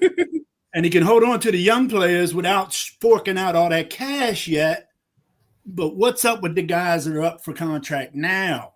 How much money do they have? That's something Or are they going to go get a bag with another team? It's a different beast now, dude. There's bags out there, and these boys want to go pick them up. Well, I think Zach Bond goes back and signs with Philly for whatever the price tag is, because I think he earned it. And I think if he's smart, he knows that his way to a bag and way to success is by staying in Philly, because he didn't have that success before. I think Josh Sweat, I think he's the person, to me, I think he's the biggest risk, because he wasn't as dominant in years before, but he had a dominant year this year. So, and then the kid they got at D tackle, Milton Falks or whatever his name is, I think he's another guy. You got to be questionable on him. You can't give him the bag exactly, because outside of the last 2 years, I think he's a 4 or 5 year guy. And I don't think he really played up to his potential until the last year at least, where he was dominant. I don't remember hearing his name the year before. So that's where you got to be questionable on that. All right. Sam said another 30 years before dynasty arises. He said, Perry said, then the Bills had a dynasty. Psych. I mean, you know, a losing dynasty. They still got there. They still one of the most dominant teams. Perry said, I hate the motherfucker, but Brady the GOAT. And great point, Jack. Jamie said, he isn't Tom Brady, no comparison, talking about my homeboy. That goes across sports. I agree with that. Chris said, I get it. That's Zach Bond. Perry said, because we can debate GOATness of Federer against the greats like Bull Connors, Lido, but we're just still talking about generational measurements, yeah? The Eagles don't get into draft. This is what Chris said. The Eagles don't go into draft with needs. They draft the best available. That's why they're solid all around. Agree? Only reason I would hesitate a little bit on that, because I think they understand that they build through the trenches. I like best. And if you pay attention, they drafted the best center/guard in that little stretch. They drafted Landon Dickerson, Cam Jurgens. And the only reason they drafted Jurgens because Kelsey felt like he was the closest thing to him. And they actually assigned that job to Kelsey to find the center that would be the closest to him. And of course, if you paid attention, I think Jurgens looks a whole lot like Jason Kelsey. And I'm not out here spinning wheels or spewing hyperbole on that. Spewing something. Was that the last one that we had? Yeah. All right, let's get to this JC top 10. JC, we gotta get an intro for that. JC College top 10. I'm working Jack, on something. take it away. I'm working on something. I'm just going to need your help, KG. And where's it at? Oh, where's that at? I don't know where it's at. This is the picture I want on JC's top 10 next week. Okay. I want my man Bones. Make sure you burnt. send that to me. Send I that to me. will. I will. So it was an exciting weekend of basketball. I told you it was getting ready to start getting hot. It was going to start getting hot. We got about 2 weeks till conference tournament starts. So about 2.5 weeks till conference tournament start, man. So let's get ready. The madness is coming.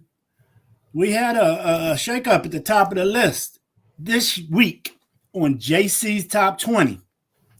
I am going to put Alabama 20-3 up 2 spots as my number 1. Alabama had John Calipari and the Razorbacks. They were looking for another upset Saturday in Fayetteville. But Grant Nelson and Chris Youngblood, they each chipped in 15 points, and they ended that upset bid to win 85-81. So Alabama took care of Arkansas like I thought they would. Up next for Alabama is at Texas tonight, 9 p.m. on ESPN. And then Saturday, they got a big matchup. They're going to play number 3, Auburn, 4 p.m. ESPN. That's going to be a great game. If you got time Saturday, 4 p.m., you got Johnny Broome and the Auburn Tigers is going to take on number 1 Alabama. So I look forward to that. At the number 2 spot, up 4 spots is the team that knocked off Auburn. My number 2 team is Florida with a record of 20-3. They defeated then number 1 ranked Auburn 90-81. The second time they have defeated a number 1 team this year. So Florida, they came out slow. They rallied from an early deficit. Walter Clayton Jr. came through with a big game. He had 19 points, 9 assists.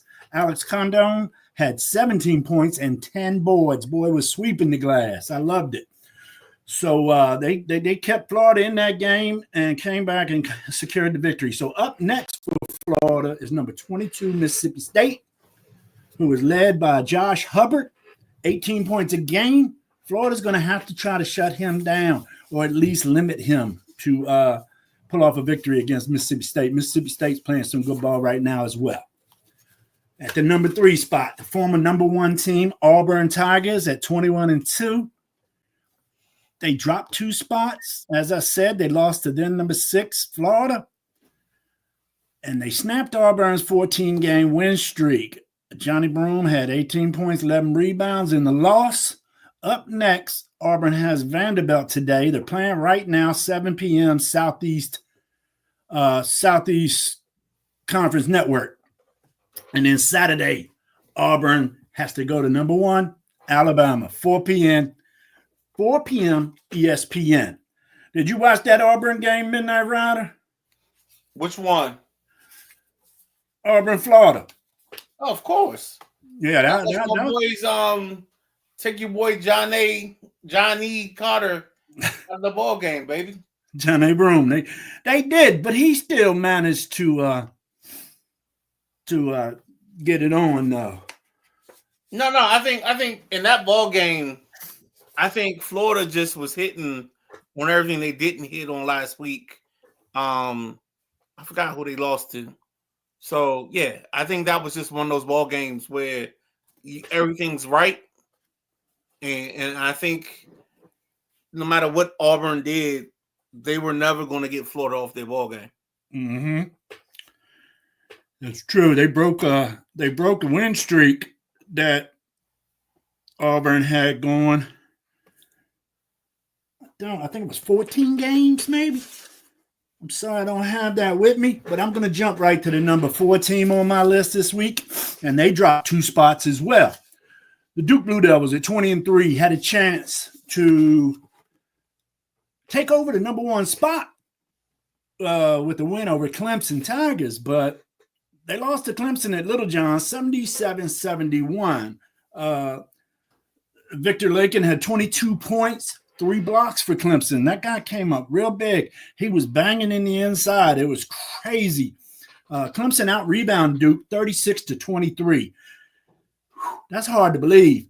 But I told you, Clemson is big. They play big. They play long. And they would match up good with this Duke Blue Devil team.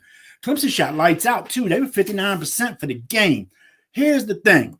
No matter what rank a team is, when they come to play the Duke Blue Devils, whether on their own court or in Cameron, they're going to give you 250% of their best game they can. And Duke faces that night in, night out, no matter what the record is of that team. So next up for Duke is going to be Cal, Wednesday night, 9 p.m. ACC Network. And then Saturday, they got Stanford, 4 p.m. ABC. I know you boys ain't got nothing to say about the Duke game because I was checking on y'all to see if you was watching the Duke-Clemson game, and y'all said only person watching Duke games is you. So I don't think I got to ask y'all no questions. I know that Cooper Flag, he gave it away in the 5 minutes. Flag had a slow first half. They did a good job D'ing him up, but Tyrese Proctor was on like popcorn. Tyrese had 23 on 4 for 8 from threes. And Cooper Flag finished with 18 on 3 for 6 from threes. And what KG is speaking of, Cooper Flag slipped twice down in that corner, or I should say corner of the box or the block. But the second time he slipped, that was 10, 12, 14 seconds left. He was trying to make a move, and you just seen both feet slide out. So, I'm not making excuses. Cooper didn't make excuses. Coach Shire didn't make excuses. Clemson beat Duke. I knew Clemson was going to be a handful, and got to watch out ACC tournament. Clemson could be something to reckon with. So that's where Duke's at, the number 4 spot at 20-3. At number 5, this team's going to stay the same. They're going to stay right there at the same spot they were last week with me, and that's going to be the Houston Cougars at 19-4. Houston defeated Colorado 69-59. with J'Wan Roberts, 20 points. And then last night, they beat Baylor 76-65. 5 Cougars scored in double figures. The leading scorer was L.J. Cryer. He's been leading this team all year long, everybody. So keep an eye on Houston as they continue to stay up in the top 10. Up next for them is a big game against number 13, Arizona. Saturday, 2 p.m. ESPN. Keep an eye on that Arizona club. They starting to come around now, second half of the season. I like the way they play as well. So, number 6 spot with a 20-4 record, down 2 spots. I got Tennessee down at the number 6 spot. They beat Mizzou 85-81, and they had returning to the lineup, who had been out a game or two, Igor Milnik and Zakiya Zegler. Both of those boys came in to put in 21 points apiece.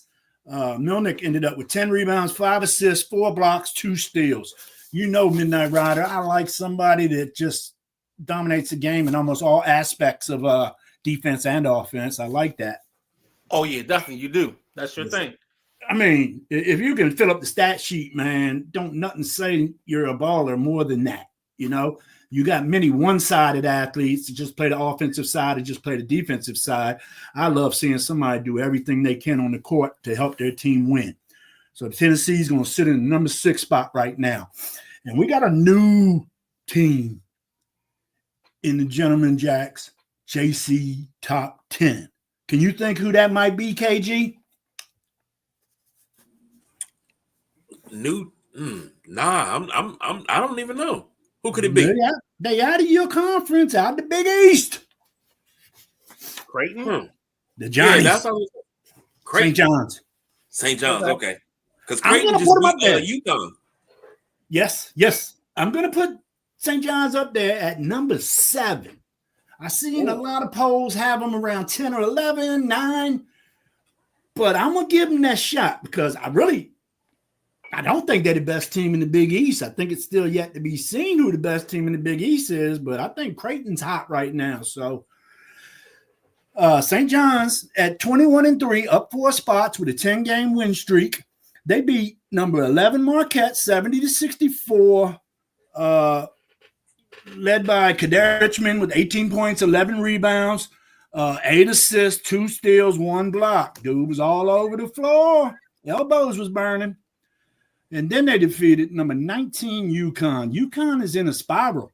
And the UConn spiral has spiraled their ass right out of the top 25.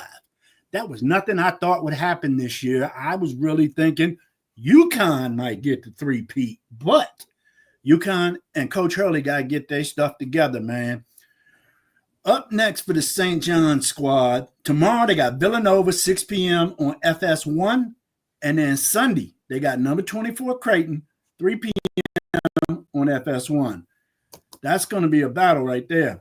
Creighton, Marquette, St. John's, the Big East teams. I do still think, even though Marquette and St. John's are above Creighton, I think Creighton's the hottest team in the Big East right now. So get a chance, check out some Big East basketball. We got some teams making their way into the top 25 from the Big East. At number 8, we got 19-5, up 1 spot in my top 10, the Purdue Boilermakers.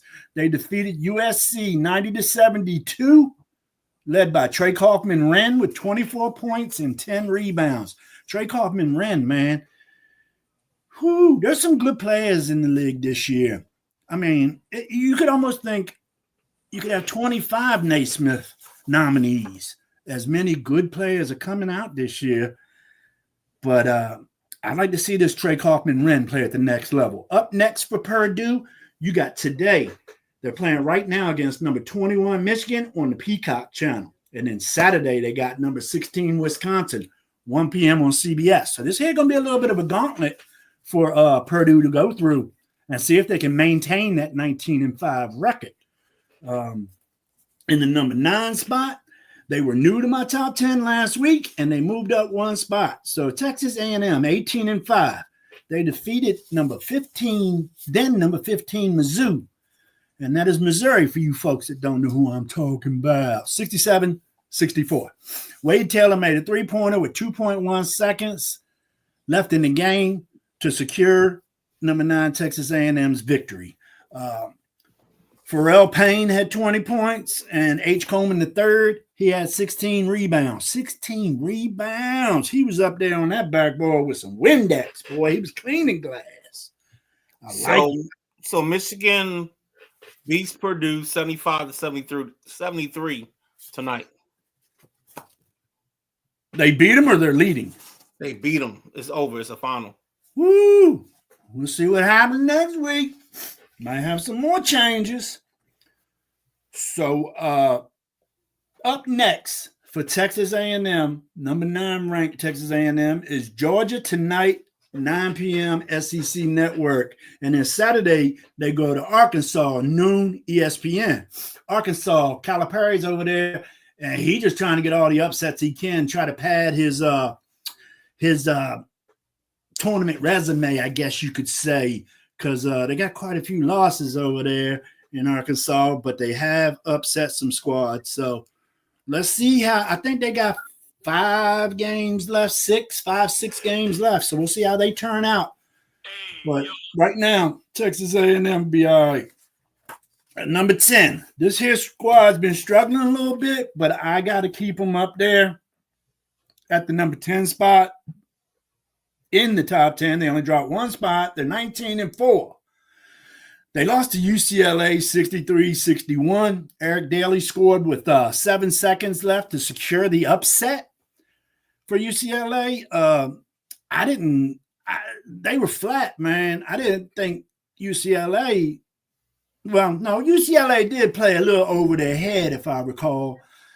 But Michigan State can't be losing to teams like that if they're trying to stay and get a good seed for this tournament. So, sitting at the number 10 spot, you're looking at them getting themselves a 3 seed, possibly a 2.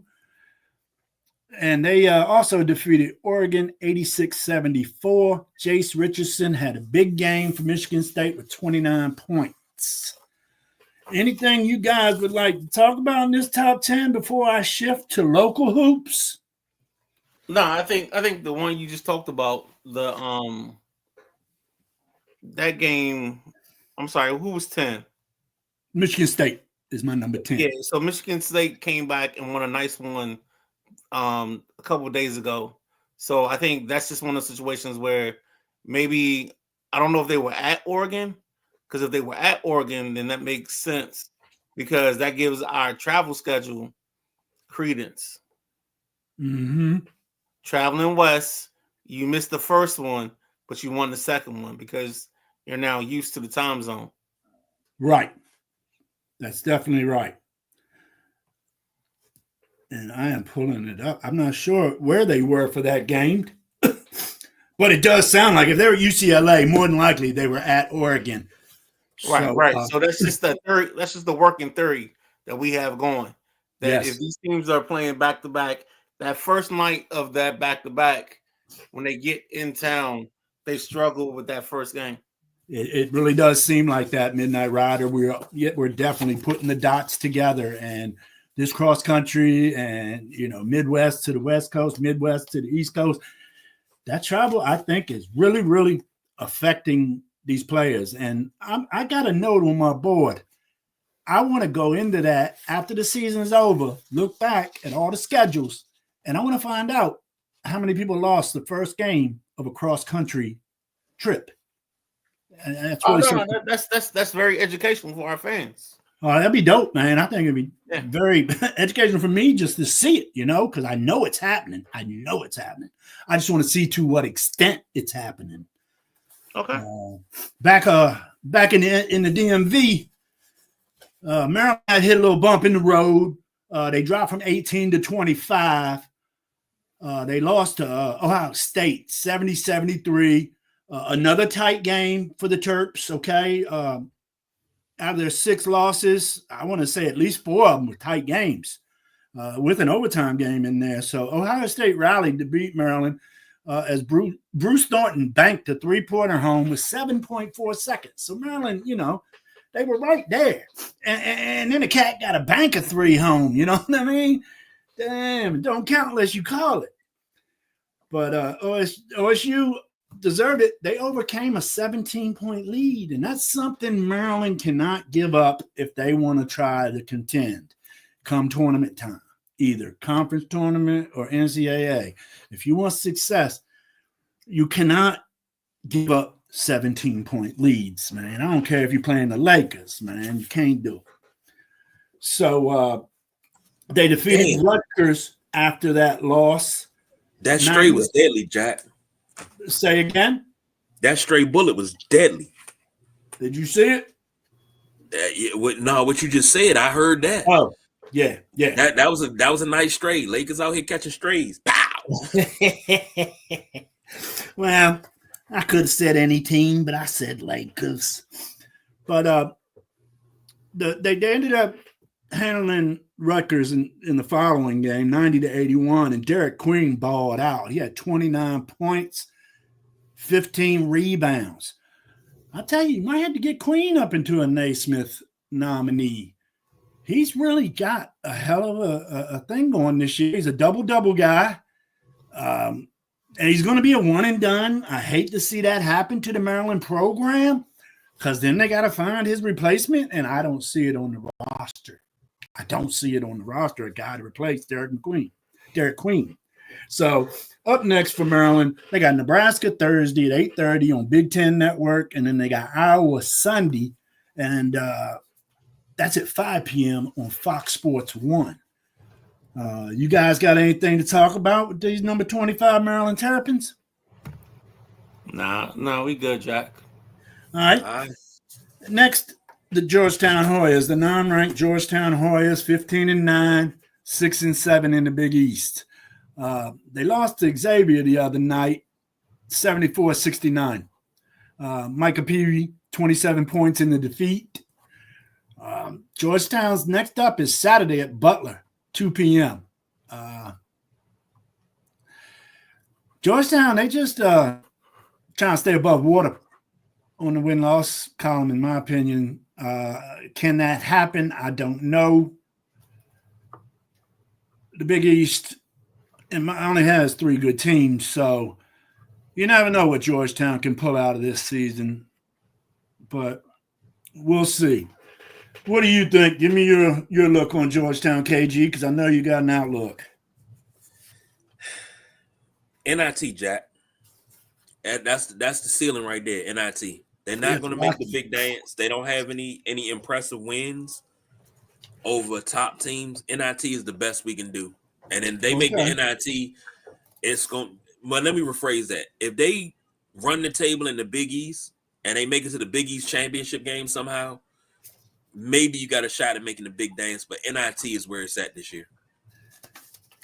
Yeah, I gotta admit that I like PV more than I thought I would. Nice. He gives them a nice option. Of course, you got Sorber, and I think PV as a guard gives them. He helps open the floor up for everything else. Yeah, but they need more.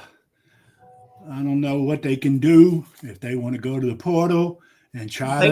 They got a lefty kid. I think his name is Williams or something like that. That shoots threes. Against Seton Hall, he had maybe 9 or 11 points. I liked his contribution because you have been saying for all season that he hadn't been getting anything from the bench. And I think he gave them 9 or 11 points in that little Seton Hall game. And what you talking about?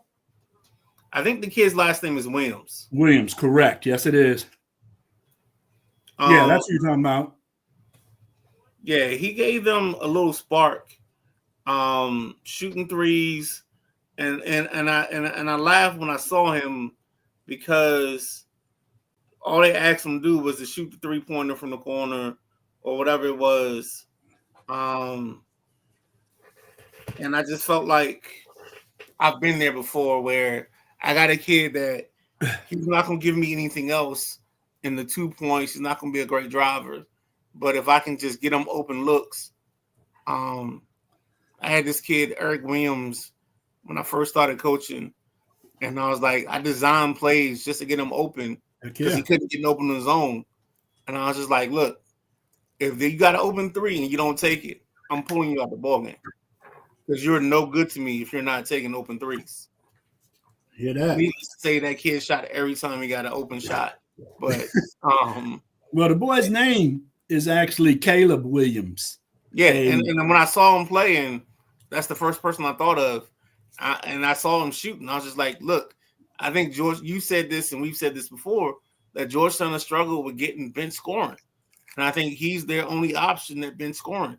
So you got to give this kid opportunities. But the key is finding the right opportunities to get him a chance to score. Well, he's a 6'7" freshman. 230. I got a feeling he'll be around next year. So hopefully Caleb can, be the guy that Georgetown needs because one, if not both, Sorber and the other cat are gone. I don't think Sorber will be gone because they're not dominant enough. I don't think they're dominant enough to go first year. I think they're seniors, bro. Oh, okay. That's what I'm looking at. I'm pretty sure Sorber and Dude are seniors. I thought Sorber was a freshman, so I apologize. You think so? Yeah, I thought the comments they made around him were like best freshman season and things like that. But I mean, we can do some research. Yeah, come back and find out. One of them, I'm pretty sure is a senior. Okay. I'm just Georgetown stuff's hard for me to find. I can find everything else. Georgetown stuff. Hurts my hands putting Georgetown stuff on there. I bet it do, because you got to go to the daggone website to see it. Yeah. Man, we lost my comments. What else we got, KG, before we get out of here? I think that's it. We had the 2-hour mark. Yeah. If it wasn't snowing, I don't think we'd go this far, but we are at the 2-hour mark. And yesterday, we celebrated our 8-year anniversary as a podcast, not as the Sideline Junkies, but as a podcast. We started this thing back in 2017, crafting it, putting it together. Then we found ourselves a platform to go out to the masses. And we used to record shows on Saturdays and post them for Sundays. Then we started doing NFL shows on Sundays. Then we'd do a show coming back. And we used to have what was it? It was Redskin Rundown. FYI, Sober's a freshman. Okay. And the other Then cat? Who's the other then we cat? had Redskins Okay. Perspective. You know, we did a lot of different shows over the years until we found our niche. And then we found our community and we found our family. So happy anniversary, Sideline Junkies. 8 years down, many more to go. So final thoughts, gentlemen. Peavy's a grad student. Final thought. I think you gotta, if you got some coin in your pocket, I think you have to put money on 3 teams for this NCAA tournament. I think you got to put Auburn. I think you got to put Florida. And then the third team is the Houston Cougars. I think those are 3 teams, 3 of the top teams in this country that can give you an option. Like, I don't know what the numbers are. I don't know what the plus minuses are. But I think if you want to try to take a chance, you want to dance with the devil in the pale moonlight, I think that's your option. Why you shake your head, KJ? Because I knew you was going to go with that. I know you. Go ahead, big gentleman Jack. Micah Peavy is the senior. He's a grad student. Yes. Yeah. Yes. So, but he's the guard. He's the guard, and the other boy is the big man. So you may be able to replace him with Williams. Or I'm sorry, pair him with Williams. Pair them two together could be nice. So the other thing I got is at the end of the season. Actually, I'm gonna call my shot. I'm a Blue Magic this. Ooh. I think Hubert Davis steps down as the UNC head coach of basketball. You should. At the end of the season. He should, because he ain't the one. It's not him. It's not a coaching problem. It's a player problem. And they've had this 2 years ago. Every time they drop in the lows is because their players are probably the issues. So I think Hubert's going to step down at the end of this season. It's not even I think. I agree too. I think he's stepping down because I just think he can't reach these kids and it's killing them. And I think he falls into the category of some of the other guys that we've talked about as coaches and you know, we said they were old or whatever, but I think it's just the fact that you have to recruit these guys 365 a year. And I think that's the issue. It's not wanting to do the job. It's just not wanting to constantly have to convince some dude to stay in your program that came to your program because of you. Now I gotta convince you to stay. Like, imagine like being married and like having to convince your wife every day she wakes up that like she should be there. Like, that's just crazy. That has to get tiring. At some point, you gotta be there. I agree. And this is why a lot of coaches are getting out of coaching, especially at the college level, because you got to recruit a guy. Yeah, 365. So, you know, you got to wake up. Hey, bud, I'm bringing you some toast and things. You know, I didn't put Nutella on. I put some Jif on it because I heard that's what you like. I got you some good orange juice. You want me to carry your books to class, bud? Nobody got time for all that, man. And No. most of these youngins don't want to be held accountable either, but that's another story. I'm not even going to get into that because we'll be here another 2 hours. All right. Let me just end mine. I want to say Thursday night, there's some big time ball on the women's side of the NCAA basketball stuff. We got number 8 Kentucky against number 3 Texas Thursday night, 7 p.m. That should be a barn burner there. And then we got number 1 UCLA against number 6 USC. Man, USC, UCLA, top 6 matchup. You ain't heard that in a long time. Come on, KG, get us out of the show so I can. Before I got start something I saying wanna something pitch. else. I got NC something I want to pitch after the show. All right. Thanks, So, everybody. For the Gentleman Jack, the Midnight Rider, and the big guy KG, we don't do no overtime, y'all. We are out of here.